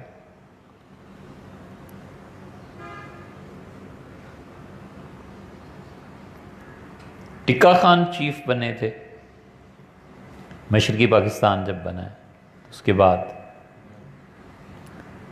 جنرل مٹھا نے ایک کتاب لکھی ہے، اس میں اس نے بہت چیزیں لکھی ہیں، واللہ عالم سچ ہیں کہ جھوٹ ہیں۔ کہتا ہے ایوب خان سے ملا، میں اس وقت جنرل تھا، تو میں نے کہا کہ ایک بات میں آپ سے ریکویسٹ کرتا ہوں۔ کہا کیا؟ میں نے کہا کچھ ہو جائے، آپ یاد رکھیں اگر آپ نے اس ملک کو جنرل یحییٰ کے حوالے کر دیا نا تو آپ پھر زندگی پر اس سے بڑی غلطی نہیں کریں گے۔ میں نے کہا جنرل یحییٰ، جو اس کے کہنے کا مطلب ہے وہ آسان لفظوں میں کہوں، اس نے کہا جنرل یحییٰ پرانی رنڈیوں کا رجھایا ہوا ہے، جو عورتیں عمر بھر بدکاری کرتی رہی ہیں یہ ان کا پلا ہوا آدمی ہے، یہ اس فیلڈ کا آدمی ہے، اس کو اگر آپ نے حکومت دے دی تو زندگی میں آپ اس سے بڑی غلطی نہیں کر سکتے، کبھی بھی جنرل یحییٰ کو نہیں دینی کوئی چیز۔ کہتا ہے افسوس ہے کہ پھر وہی ہوا جو کچھ میں نے کہا تھا۔ بہت چیزیں اس نے لکھی۔ اس لیے جب بھی آدمی نااہلوں کے ذمے کام لگاتا ہے نا، مولانا روم نے مثنوی میں کیا اچھی بات کہی ہے، وہ کہا ہے نا کہ بڑھیا نے پالا تھا ایک شاہین باز، اور اس کو اچھے اچھے کھانے کھلاتی تھی، چوری بناتی تھی، کیا جو بھی۔ باز نے کہا اس بڈھی کا کیا ہے مصیبت، اسی کے پاس پڑے رہو، کیوں نہ میں اڑ کے جاؤں کہیں اور جہان دیکھوں اور دیکھوں لوگ میرے کتنے قدردان ہیں۔ وہ اڑا ایک دن اور بڑھیا سے چلا گیا۔ بڑھیا روئی اور ہر ایک سے کہتی تھی میرا باز اڑ گیا، میں بیوہ عورت، اکیلا گھر، وہ میرے دل کی بڑی تمنا تھی، میں اس سے کھیلتی رہتی، اس سے باتیں کرتی، وہ کدھر چلا گیا؟ باز خود اس موڈ میں تھا کہ کوئی مجھے دعوت دے، تو کسی نے اس باز کو پکڑ لیا۔ باز پہلے ہی تیار تھا کہ دیکھوں دنیا کیا ہوتی ہے۔ اس نے گھر میں لے جایا اور پھر اس نے اسے کہا افسوس، اتنا خوبصورت پرندہ اور ابھی تک تیرے پنجے کسی نے نہیں کاٹے، ناخن، تو کینچی لے کے اس کے ناخن کاٹ دی۔ اس کا اوہو تو کتنا اہلوں میں رہا ہے کہ کسی نے تیرے بالوں کا بھی دھیان نہیں کیا، پنجے بھی اکھیڑ دی، بال بھی اکھیڑ دی۔ اس کا ہائے ہائے، کسی نے نہیں دیکھا کہ تو اڑتا کیسے ہے اور بڑے پنجرے میں بند کر دیا۔ مجھے تو تیری اڑان بڑی پسند ہے، لیکن اب تو میرے پاس سے نہیں جا سکتا۔ قسمت کی خوبی، کبھی وہ پنجرہ کھلا اور اڑا اور واپس اسی گھر میں آیا، اور بڑھیا نے دیکھ کے سر پیٹ لیا کہ اس باز کے نہ پر رہے ہیں اور نہ اس کے پنجے رہے ہیں اور نہ یہ پہلے جیسا خوبصورت رہا ہے۔ تو اس نے ہاتھ بڑھایا، باز بیٹھا، اور وہاں لکھا ہے کہ کہانی ہے نا، وہ اپنی منہ کو اور چونچ کو بار بار اس بڑھیا کے ہاتھ پہ ملتا تھا اور روتا تھا۔ جب آنسو گرنے لگے اس کے، تو بڑھیا نے کہا کہ ہر کے نااہل بیمارت کند، جو کام نااہلوں کے سپرد ہو جاتا ہے نا، پھر لوگ ایسے ہی بیمار ہو جاتے ہیں۔ سوئے مادر آ کے تیمارت کند، ماں سے نہ بھاگ کہ ماں تیرا علاج کرتی ہے، ماں تیری صحت کی خواہش مند۔ بالکل یہی حال ہے، عہدے نااہلوں کے پاس، پیسہ نااہلوں کے پاس۔ خدا کی شان ہے۔ یورپ کی تاریخ آپ پڑھیں، جب پیسہ زیادہ آنا شروع ہوا، انہوں نے سرمائے کو اور تعلیم کو جمع کر لیا، اور انہوں نے کیٹیگرائز کیا کہ اتنا پیسہ خیرات کا ہے، اس سے اس اسکول کے بچے تعلیم، اتنا پیسہ اساتذہ، اتنا پیسہ فلاں، اتنا پیسہ فلاں، اتنا پیسہ ریسرچ پہ خرچ کیا جائے گا۔ ہمارے ہاں اس تعلیم کے ذریعے اب پیسہ کمایا جا رہا ہے، لیکن اس پیسے کو سوائے اس کے کہ ذاتی زندگی کا معیار بڑھے، اور کتنے ادارے ہیں جنہوں نے کوئی ریسرچ سینٹر قائم کیے، کتنے ادارے ہیں جنہوں نے یہ کہا کہ ہم اپنے اتنے بچوں کو فری پڑھائیں گے، کتنے ادارے ایسے ہیں جنہوں نے کہا کہ اتنا پیسہ اسکول کی لائبریری پہ خرچ کیا جائے گا۔ نااہل لوگ ہیں۔ جو آدمی بھی نااہل کو کوئی بھی چیز دے گا، اس کا اہل نہیں ہے، تباہ ہو جائے گی۔